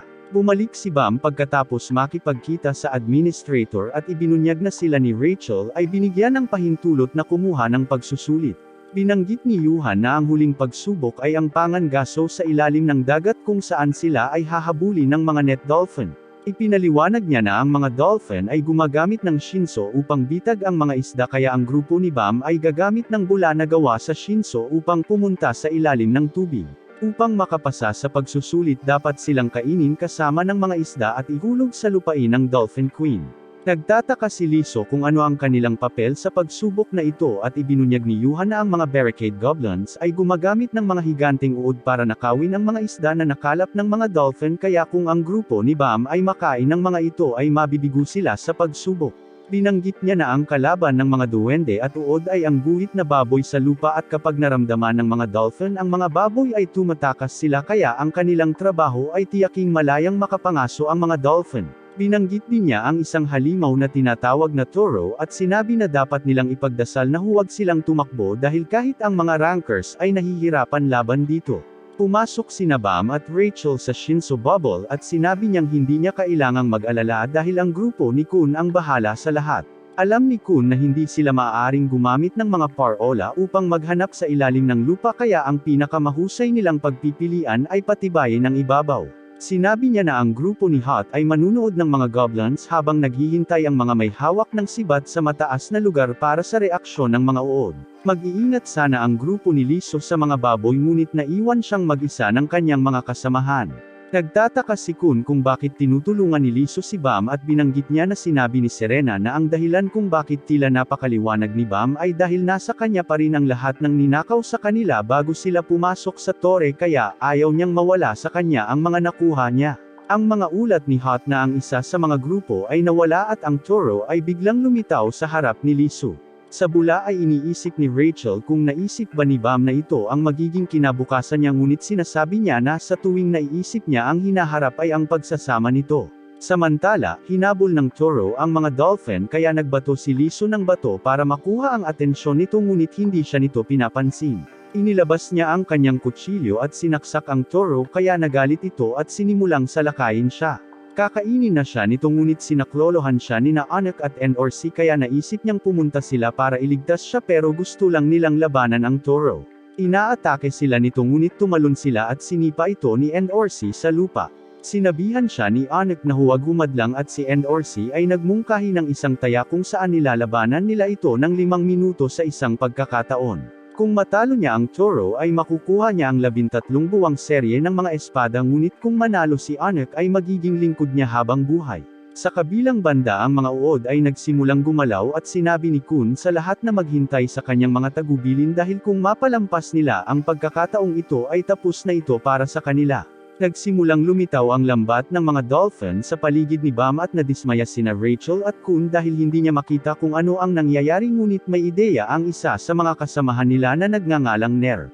Patuloy na inaatake ni Endorsi ang toro ngunit patuloy itong bumangon at nagawa nitong mahuli ngunit kumawala siya sa pagkakahawak nito. Tumakbo ito sa dilim at sinundan ito ni Anak na nagsasabing tapos na ang 5 minuto namin ngunit sinusundan din sila ni Endorsi dahil sa tingin niya ay may natitira pa siyang oras. Isang banal na isda sa dagat ang lumilipad sa buong lupain at nagpapakita ng isang underground na daanan kung kaya't nagtaka si Kun kung bakit hindi binanggit ni Ner na siya ay isang anima na kayang kontrolin ang mga banal na isda sa dagat.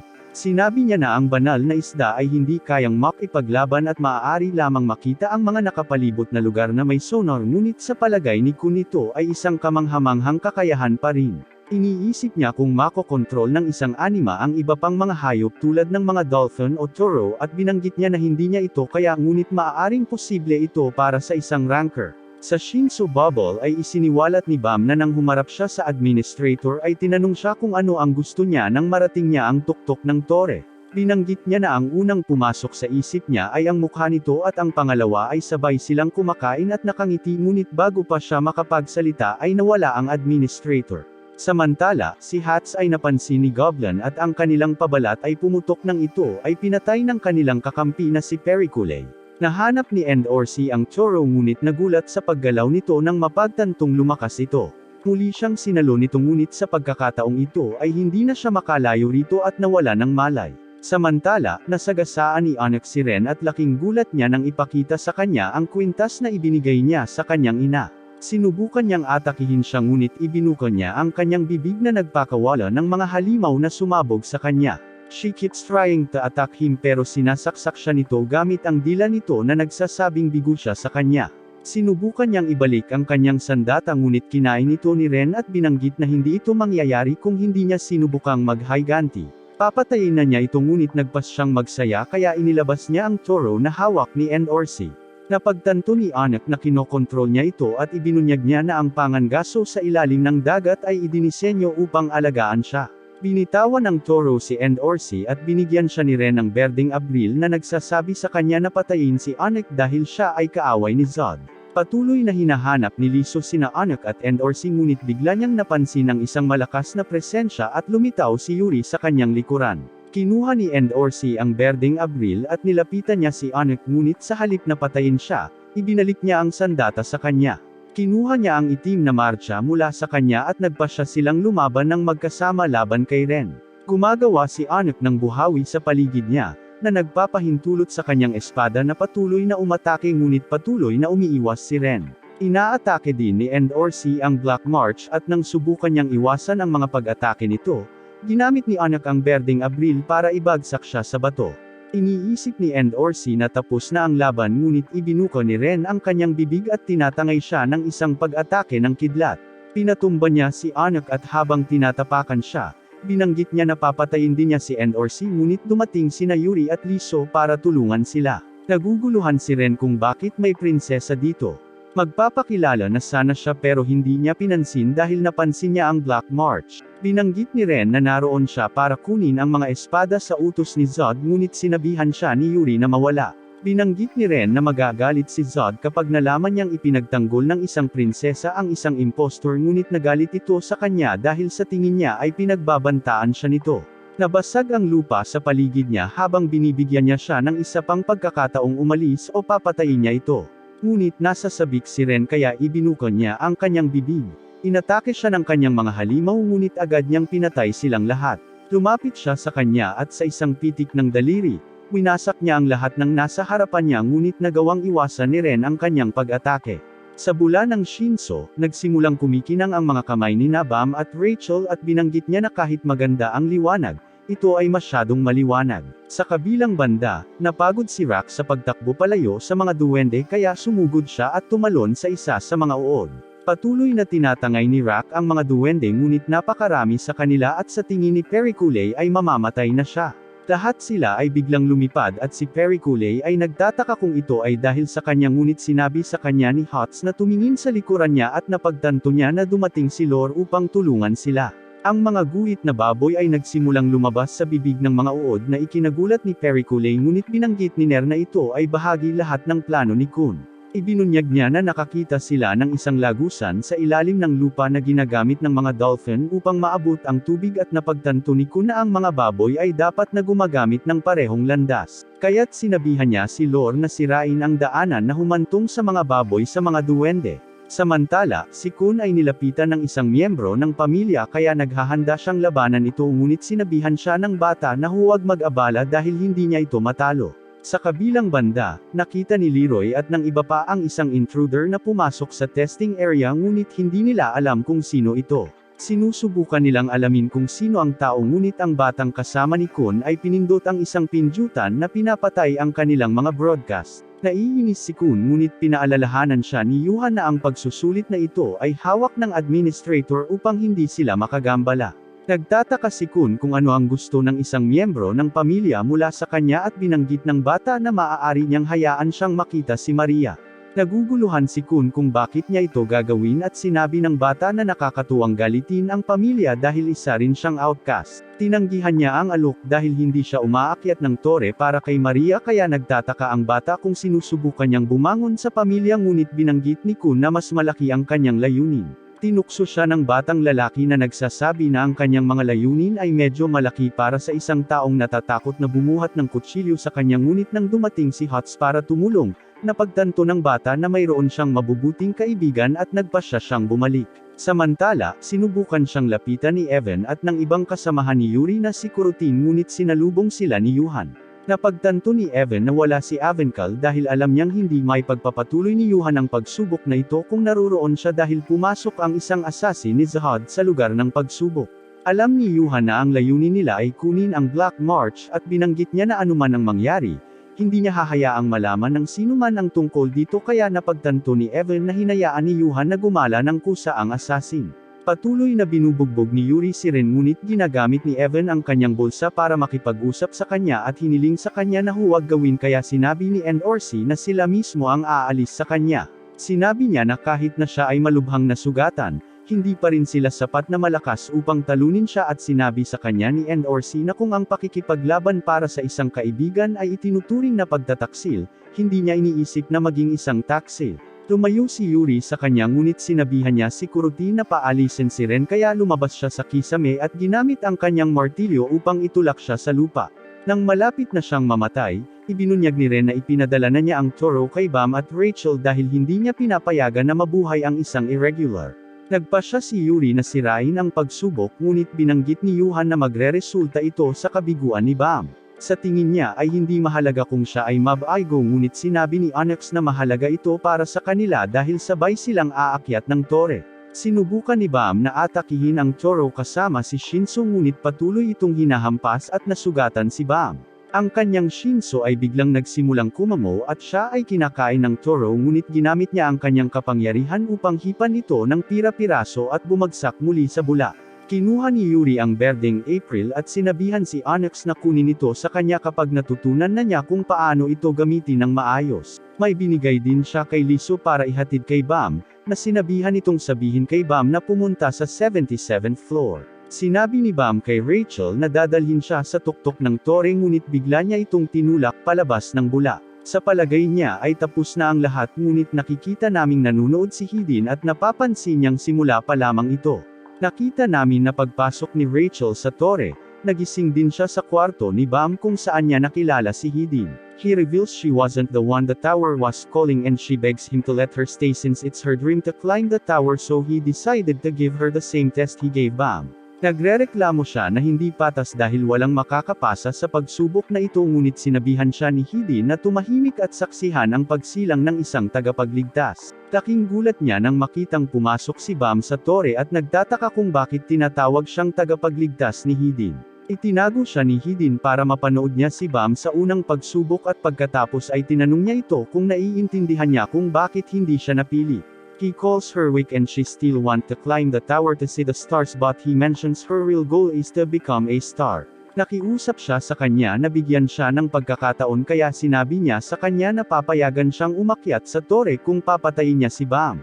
He wonders why she's acting surprised dahil siya ang nag-abandona sa kanya since hindi na niya ito kailangan. Binanggit niya si Bam bilang Black March, kaya hiniling niya sa kanya na bigyan siya ng sandata, ngunit binigyan siya ni Hidi ng bodyguard. Sa tuwing nakikita niyang lumalaban si Bam ay hinihiling niyang may pumatay sa kanya dahil hindi niya kayang wakasan ang buhay nito.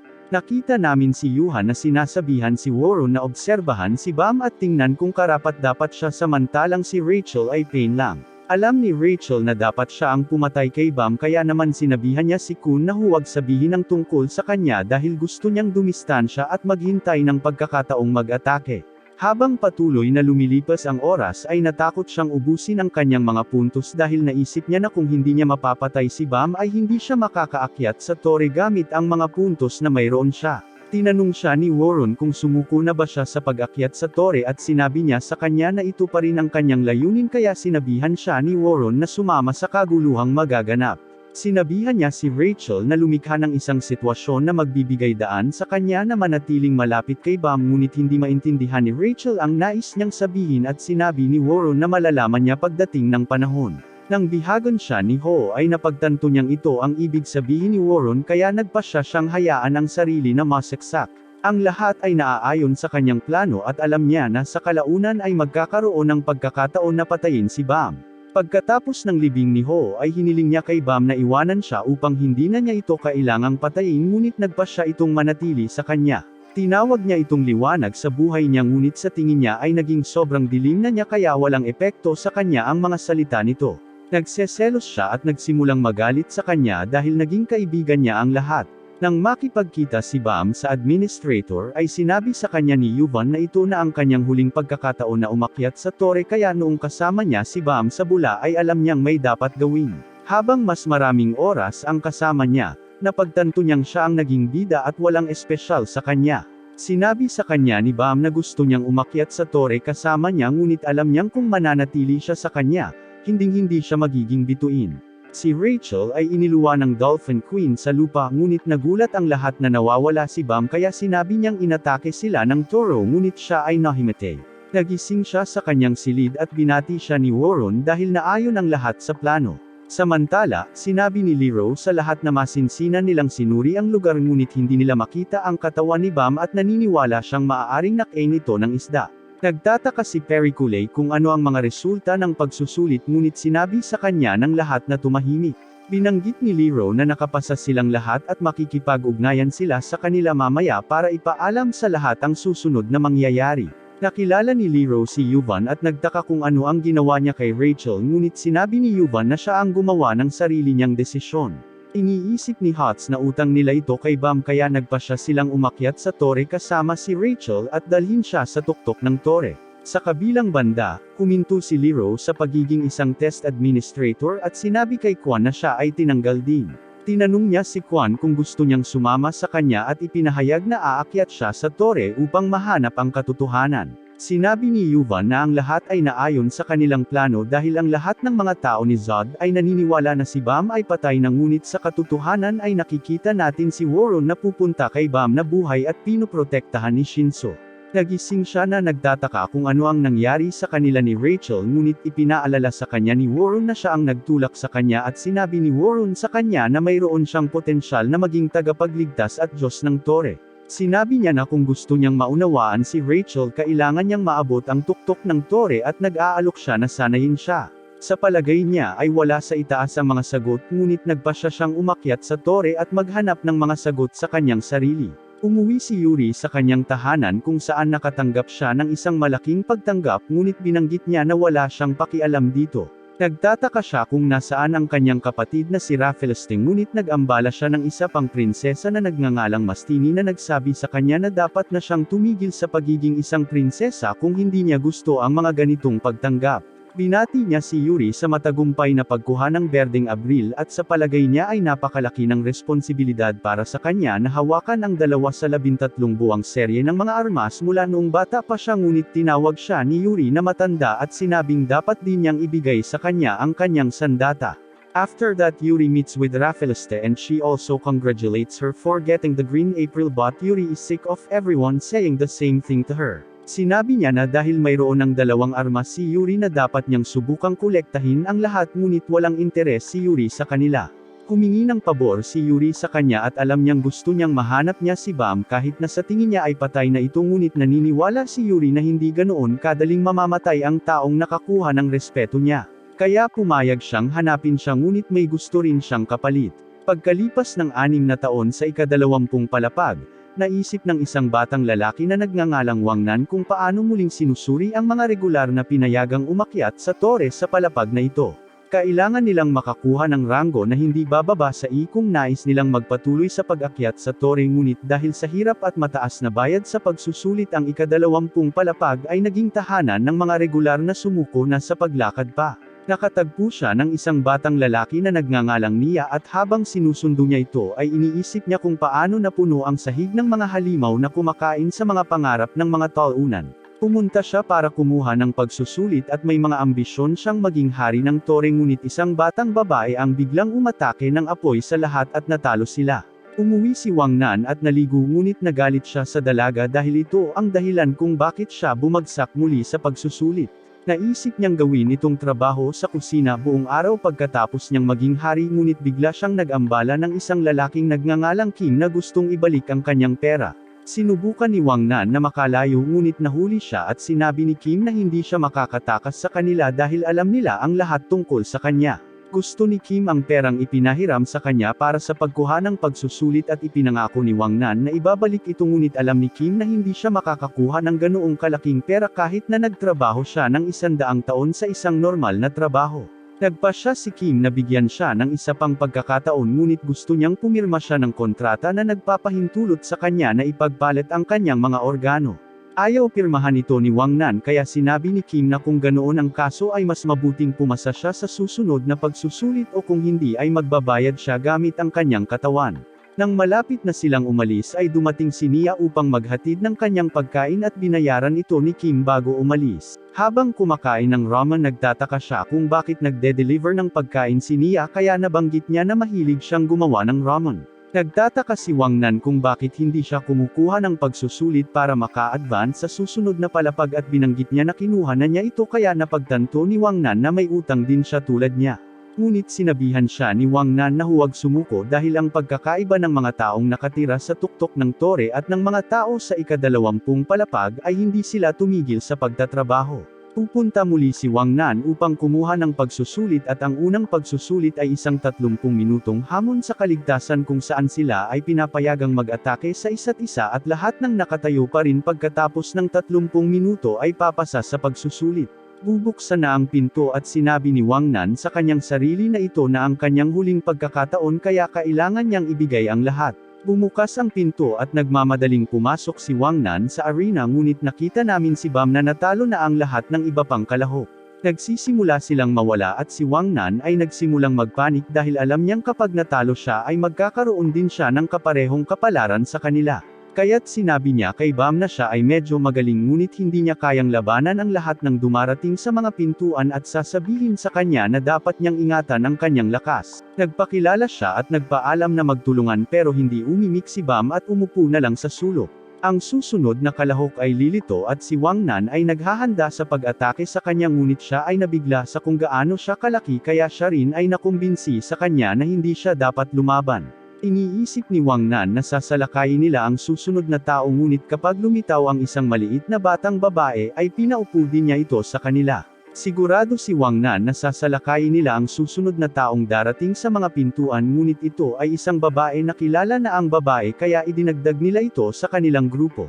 Nalilito si Wang Nan dahil ang mga pagsusulit ay hindi dapat maging masyadong walang kabuluhan at sa palagay niya ay dapat nilang payat ang kompetisyon. Narinig niyang binanggit ng babae na lahat ay mabait sa kanya at sinabi niya sa kanya kung gusto niyang magtagumpay ay hindi siya dapat makipagkaibigan sa kanila dahil nakita niya ang mga tao na nakarating sa ika-20 palapag sa tulong ng iba ngunit kapag sila ay naging inutil sila ay itinapon, malayo. Dumating ang huling kalahok na nagngangalanghan at agad niyang napagtanto ang diskarte na kanilang ginagamit ngunit sa palagay niya ay mas mabuti para sa kanila kung alisin nila ang dalawang babae dahil ang susunod na gawain ay maaaring magsasangkot ng mga kabataan at sila ay magiging pananagutan kung mangyari iyon. Sinabi niya sa lahat na bumoto kung sumasang-ayon sila sa kanya ngunit walang bumoto pabor sa kanya. Nanawagan si Wang Nan ng isa pang boto para sa pagtanggal kay Han at pumayag silang iboto siya ngunit nakialam si Bam at sinabing hindi na kailangan ng boto dahil aalis na silang lahat.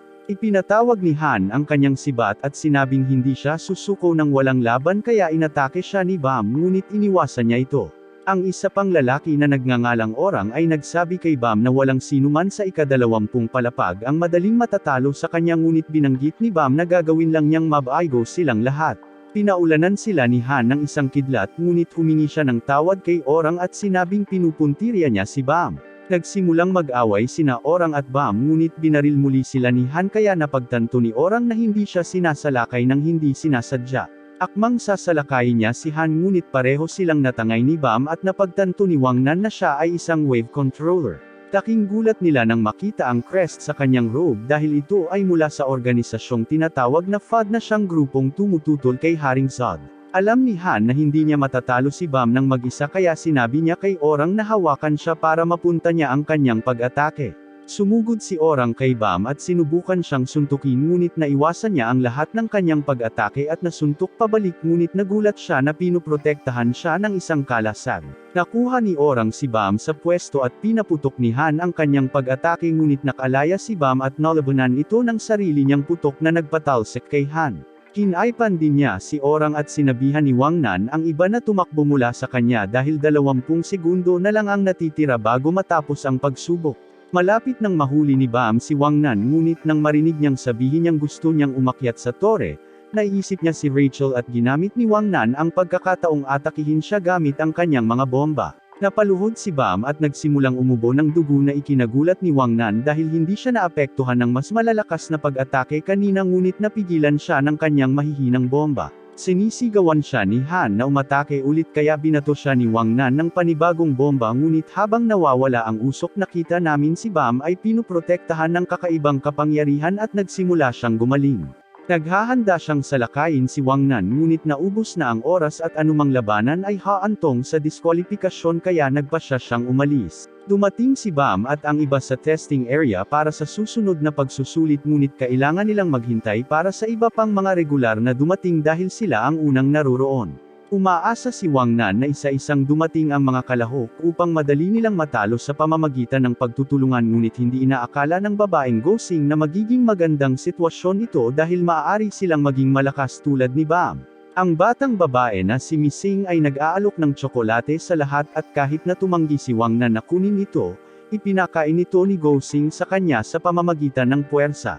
Ibinigay din niya ito kay Bam na nakakatakot sa kanila ngunit napapansin niyang sinabihan siya ng kanyang mga magulang na maging mabait sa mga taong nag-iisa. Maya-maya ay nagsimulang dumating ang iba pang mga regular at nagulat si Wang Nan nang makitang nakalusot din si Nia. Nakita niya ang batang babae na nagngangalang Yiwa na tinalo ang lahat sa kanyang huling pagsubok habang nakikipagtalo ito sa isa pang kalahok. Nagtataka si Wang Nan kung sino ang lalaki at naisip ni Go Sing na nagseselos siya sa kanya dahil may isang cute na babae sa tabi niya ngunit sinabihan siya ni Wang Nan na tingnan ang hairband ni Yiwa at laking gulat niya nang makitang si Yiwa ay mula sa pamilyang Yian na nagtataka kung ano. Isang tao mula sa isa sa 10 dakilang pamilya ang gumagawa doon. Lingo si Wang Nan sa paligid at laking gulat niya nang makita si Kim na nagsasabing siya ay regular din at sinusubukang umakyat sa tore. Nagtataka si Wang Nan kung huminto siya sa kanyang trabaho sa loan sharking ngunit sinabi ni Kim na siya ay isang tagapagpahiram ng pera na nagsasabi sa kanya na panuurin kung ano ang tawag niya sa kanya. Sinabi niya kay Wang Nan na ang lalaki sa tabi ni Yiwa ay pinangalan ng prinsipe at siya ay anak ng presidente ng kanyang kumpanya. Sinuhulan ng kanyang ama ang examiner at inayos ang kanyang pagsusulit kasama ang pagkuha ng mga mersenaryo para tulungan siyang makarating sa ika-20 palapag. Itinuro ni Kim ang pinakamalakas sa kanila, na napapabalitang natalo si Hot, na binansagan na diablo ng kanang braso, na ikinatutuwa ni Horan. Ipinagpatuloy niya ang pag-uusap tungkol kay Yiwa na sa tingin niya ay mas kahanga-hanga, dahil sinunog niya ang bawat isa sa kanyang mga kalaban noong huling pagsubok ngunit nabigo pa rin, kaya nanghiram siya ng pera sa kanila. Ipinagyayabang ni Kim kung gaano kahanga-hanga ang lahat ng mga kalahok mula sa kanyang kumpanya, kaya naman hindi niya sinayang ang ganoong pagkakataon para kumuha ng pagsusulit. Nagtataka si Wang Nan kung bakit niya sinasabi sa kanya ang lahat ng ito, kaya sinabi ni Kim na ito ay para bigyan siya ng babala dahil plano ni Prince na sirain silang lahat sa susunod na round. Dumating ang examiner na nagngangalang Love, at sinabi niya sa lahat na ang susunod na round ay isang physical strengthening test gamit ang Shinso measurement device. Ipinaliwanag niya na kapag pinalakas nila ang kanilang katawan sa Shinso at hinawakan ang device, lalabas ang kanilang marka at ranggo sa screen, ngunit 8 tao lang ang papasa.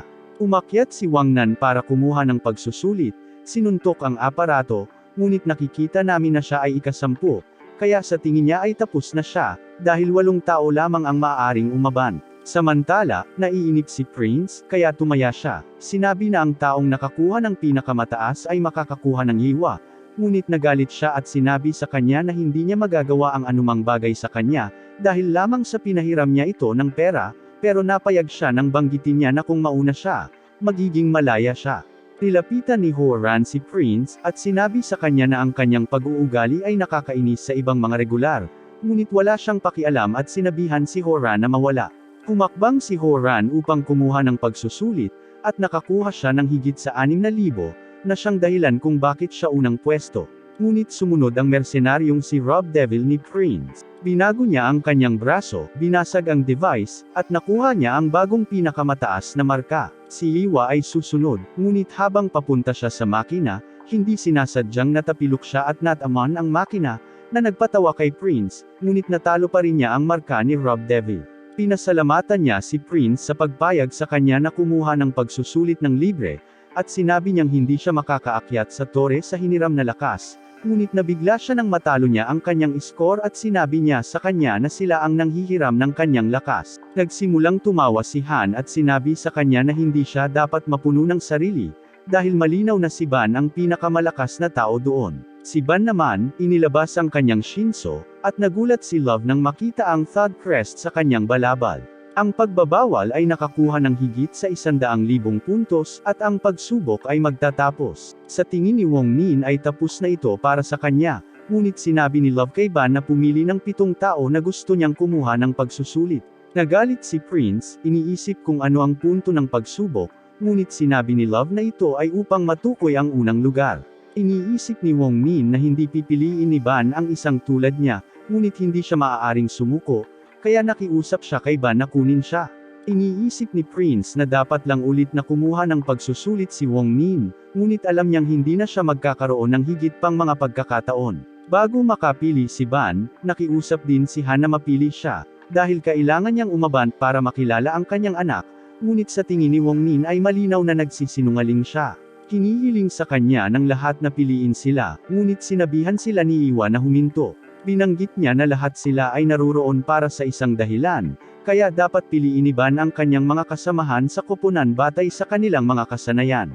Nagalit si Wong Nin dahil umaarte siya na parang napili na siya, ngunit naisip ni Iwa na pipiliin niya siya dahil siya ay mula sa pamilyang Heian. Sinabi ni Ban kay Love na ayaw niyang pumili ng sinuman, dahil sa tingin niya ay sapat na siya para sa susunod na pagsubok, na ikinagulat ng lahat. Sinabi ni Love na ang susunod na pagsubok ay dapat kunin bilang isang koponan, kaya kailangan niyang pumili, ngunit hindi iniisip ni Ban na sino man doon ay karapat-dapat na maging sa kanyang koponan. Nagalit si Iwa, at iniinsulto niya siya sa pagsusuot ng pekeng Third Crest, ngunit binanggit niya na totoo ito, at ang layunin niya ay patayin si Zod at ang kanyang pamilya, kaya naman walang makakasama sa kanyang koponan. Iminungkahi ni Love ang isang laro upang laruin si Ban, na nagsasabi na kung siya ay manalo, siya ay papayagang kumuha ng pagsusulit ng mag-isa, ngunit kung siya ay matalo, kailangan niyang sundin ang mga patakaran. Pumayag si Ban, at sinabihan ni Love ang lahat na magpahinga habang inihahanda ang laro. Pumunta si Wong Nin sa kanyang silid, kung saan iniisip niya kung ano ang susunod na mangyayari, ngunit masaya siya na makakasama niya si Nia sa isang silid, at naligo sila. Samantala, si Iwa ay nakikibahagi kay Ban, at alam niyang kung may mabalitang nagtatrabaho siya sa isang miyembro ng FOB, mapapahiya ang pangalan ng kanyang pamilya, ngunit hindi rin niya kayang bumagsak sa pagsusulit. Sa tingin niya ay babae si Ban, kaya nag-alok siyang maligo kasama niya, ngunit laking gulat niya nang pumunta ito sa paliguan ng mga lalaki. Pagkatapos maligo, nagsimulang magpanik si Wong Nin dahil hindi niya mahanap ang kanyang singsing, ngunit kinuha ito ni Ban, at nakita niyang may nakalagay na crest ni Zod dito. Sinabi ni Wong Nin na ito ay para lamang sa fashion, ngunit ibinalik ito ni Ban sa kanya at sinabi sa kanya na hindi niya ito dapat mawala kung ito ay mahalaga. Samantala, pumunta si Love sa test director na si Augustus, at sinabi niya sa kanya na aalisin niya si Ban dahil miyembro siya ng FOB. Ngunit sinabi sa kanya ni Augustus na dapat nilang sundin ang mga patakaran, at hindi niya maaaring saktan si Ban dahil sa isang personal na sama ng loob. Tumangging sumang-ayon si Love, kaya pinilit siya ni Augustus na makinig. Naiinip sina Wong Nin at Nia dahil walang magawa, at gusto niyang may TV man lang sa kwarto. Nagtataka si Iwa kung may gusto si Ban sa kanya, at tinanong niya ito kung ano ang posibleng gusto niya. Binanggit niya na maaaring sundan niya ang kanyang katawan, ngunit sinabi niyang wala siyang interes sa mga ganoong bagay, na ikinagalit niya, at ipinangako niyang papatayin siya sa susunod na round. Hiniling ni Wong Nin at Nia sina Horang at Han na makipaglaro sa kanila ng mga baraha, at habang papunta sila para imbitahan si Missing, nakita nila ang isang babae na nagbibigay sa kanya ng candy. Nagtataka si Han kung nasaan si Go Sing, at binanggit niya na pumunta siya para bumili ng inumin. Sinabi ng babae na nagtatrabaho siya sa isang orphanage, kaya gusto niyang bawasan ang bilang ng malungkot na bata hanggat maaari, ngunit sinabihan siya ni Han na mawala. Pagkatapos niyang umalis, sinabi ni Han kay Missing na hindi niya dapat kainin ang candy, dahil walang sinasabi kung anong uri ng mga bagay ang nasa loob nito. Nagtataka si Wong Nin kung bakit siya kumikilos bilang isang mabait na tao pagkatapos niyang subukang paalisin siya, ngunit sinabihan siya ni Han na tumahimik. Nagsimulang umiyak si Missing, ngunit sinabihan siya ni Wong Nin na makipaglaro sa kanila, na nagpatigil sa kanya. Matapos maglaro ng ilang sandali, nagpasya silang huminto, at nais ni Gosing na makaalis sila sa tore at manirahan ng magkasama, dahil kahit papaano ay magiging masaya sila. Sa gabi, inanunsyo ni Love na magsisimula na ang laro, at sinabihan niya ang lahat ng kalahok na gamitin ang mga remote sa kanilang mga kwarto para pumili ng pinuno at bantay pinto.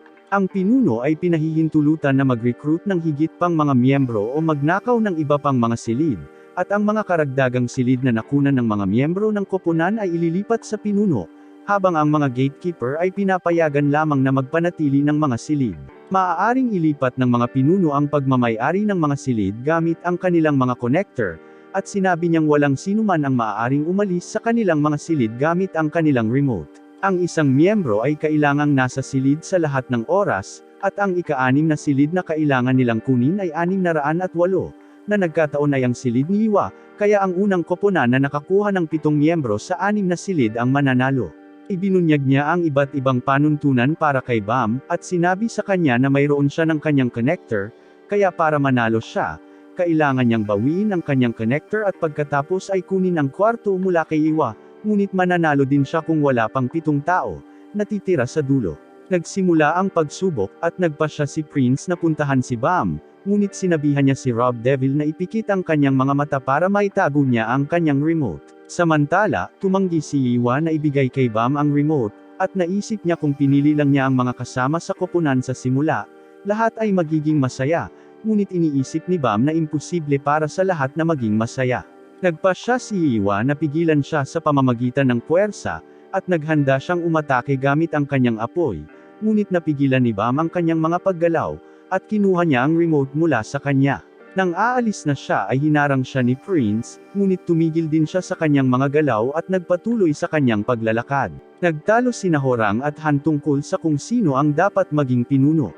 Gusto ni Horang na si Han ang kunin ang papel, dahil alam niyang nakikita ni Han ang kanyang anak sa Missing, kaya gusto niya itong protektahan, ngunit sinabi ni Han na hindi siya sapat na tanga para ipagsapalaran ang kanyang buhay sa kanya. Sa tingin niya, si Horang ay umiibig kay Gosing, kaya dapat siyang umalis sa silid, ngunit sinabi rin niya na hindi siya ganoon katanga, ngunit si Han ay naging pinuno.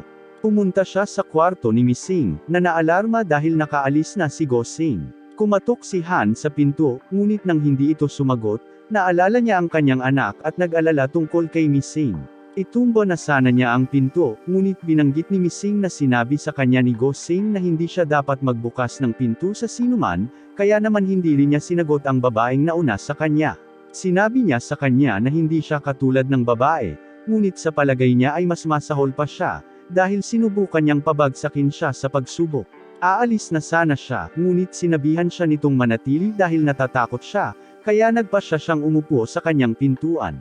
Nagtataka siya kung bakit siya umaakyat sa tore gayong natatakot siya sa lahat, at sinabi niya na ito ay dahil sinabi sa kanya ng kanyang mga magulang na ang paggawa nito ay magiging isang kagalang-galang na tao. Lumitaw ang babae kanina, at sasalakayin na siya ni Han, ngunit gusto niyang makatrabaho siya at kunin ang silid ni Missing. Naiinis si Han sa kanya, at nang makitang hindi siya makikipagtulungan sa kanya, pinaputukan siya ng babae, ngunit hinaranggan niya ang kanyang pag-atake at sinaksak ang kanyang kamay, at tinakpan niya ang kanyang bibig upang pigilan siya sa pagsigaw kaya't titakutin si Missing. Samantala, pumunta si Gosing sa kwarto ni Wang Nin at sinabihan siyang ibigay sa kanya ang kanyang connector para maging teammate sila.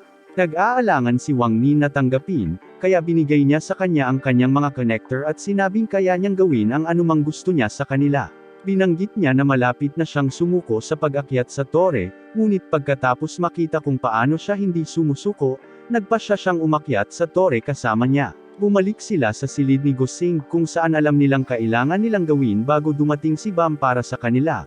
Ngunit iniisip ni Han na hahabulin ni Bam si Love dahil sa tingin niya ay walang makakatalo sa kanya. Samantala, sinabi ni Kim kay Prince na may pumatay kay Rob Devil. Bumalik sila sa kwarto para tingnan, at iniisip nilang si Bam ang may gawa nito. Nag-ambala sila ng dalawa pang tao, at binanggit nila na mayroon silang paraan upang mahuli si Bam. Naabutan ni Bam si Love, na nakikitang hindi pa rin nagbabago ang isip niya sa pagkuha ng pagsusulit ng mag-isa, kaya binigyan niya ito ng pagsusulit. Sinabi niya na ang FOD ay binubuo ng mga taong hindi sumusunod sa mga patakaran, kaya maaari rin niyang gawin ang anumang gusto niya sa kanila. Sinabi niya sa kanya kung maaari niyang mahuli ang connector na pinaputok ng pitching machine sa 3 pagtatangka, magagawa niya ang anumang gusto niya, ngunit kung hindi niya magawa, siya ay mabibigo sa pagsubok. Sinabi niya na kung gusto niyang sumuko bago matapos ang kanyang 3 pagtatangka, papayagan siyang kumuha ng susunod na pagsusulit kasama ang iba, ngunit binanggit niya na susubukan din niyang makialam at maaaring aksidenteng mapatay siya. Nagsimula ang pagsubok, at pinahinto ni Bam ang connector, ngunit nagpa siya si Love na sip-a nito palayo bago niya ito mahuli. Bago ang susunod na pagtatangka, inatake ni Bam si Love, at nang subukang suntukin siya ni Love, itinigil niya ang kanyang paggalaw saglit, na nagpapahintulot sa kanya na makaiwas sa pag-atake. Napagtanto niyang malakas si Bam, ngunit hindi siya sapat na makapangyarihan para harapin ang galit, at pinalipad siya ni Love sa isang pader. Ibinunyag ni Love na pinatay ni FOD ang kanyang mga magulang, kaya gusto niyang maghiganti kay Bam. Nagtataka siya kung bakit sumali si Bam sa FOD, kaya ipinaliwanag niya ito ay dahil kailangan niyang makilala ang isang tao. Nagalit si Iwa sa ginawa ni Bam sa kanya, ngunit sa tingin niya ay maaaring mas mabuting tao ito kaysa inaakala niya, dahil hindi siya pumatay ng sinuman.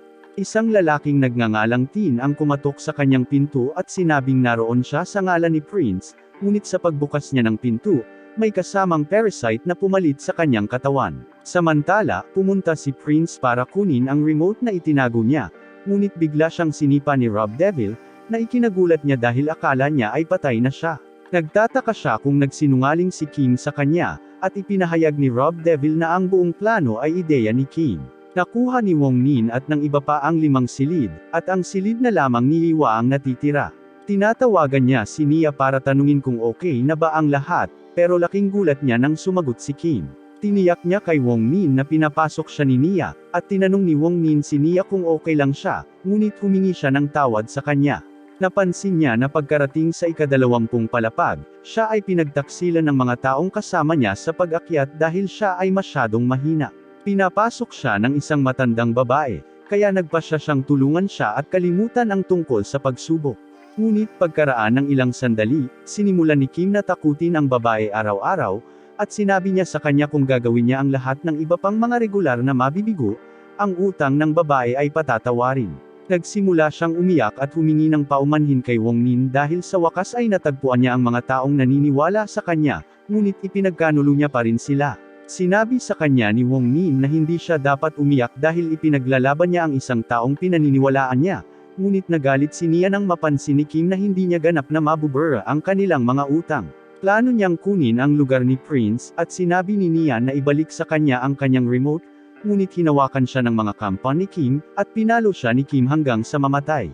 Nangako si Wong Nin kay Kim na papatayin niya siya, ngunit iniisip ni Kim kung ano ang magagawa niya kapag mayroon na silang 5 silid, at ang silid ni Prince ay malapit na rin nilang makuha. Ang kwarto na lang ni Yiwu ang natitira, ngunit may plano rin siyang kunin ito.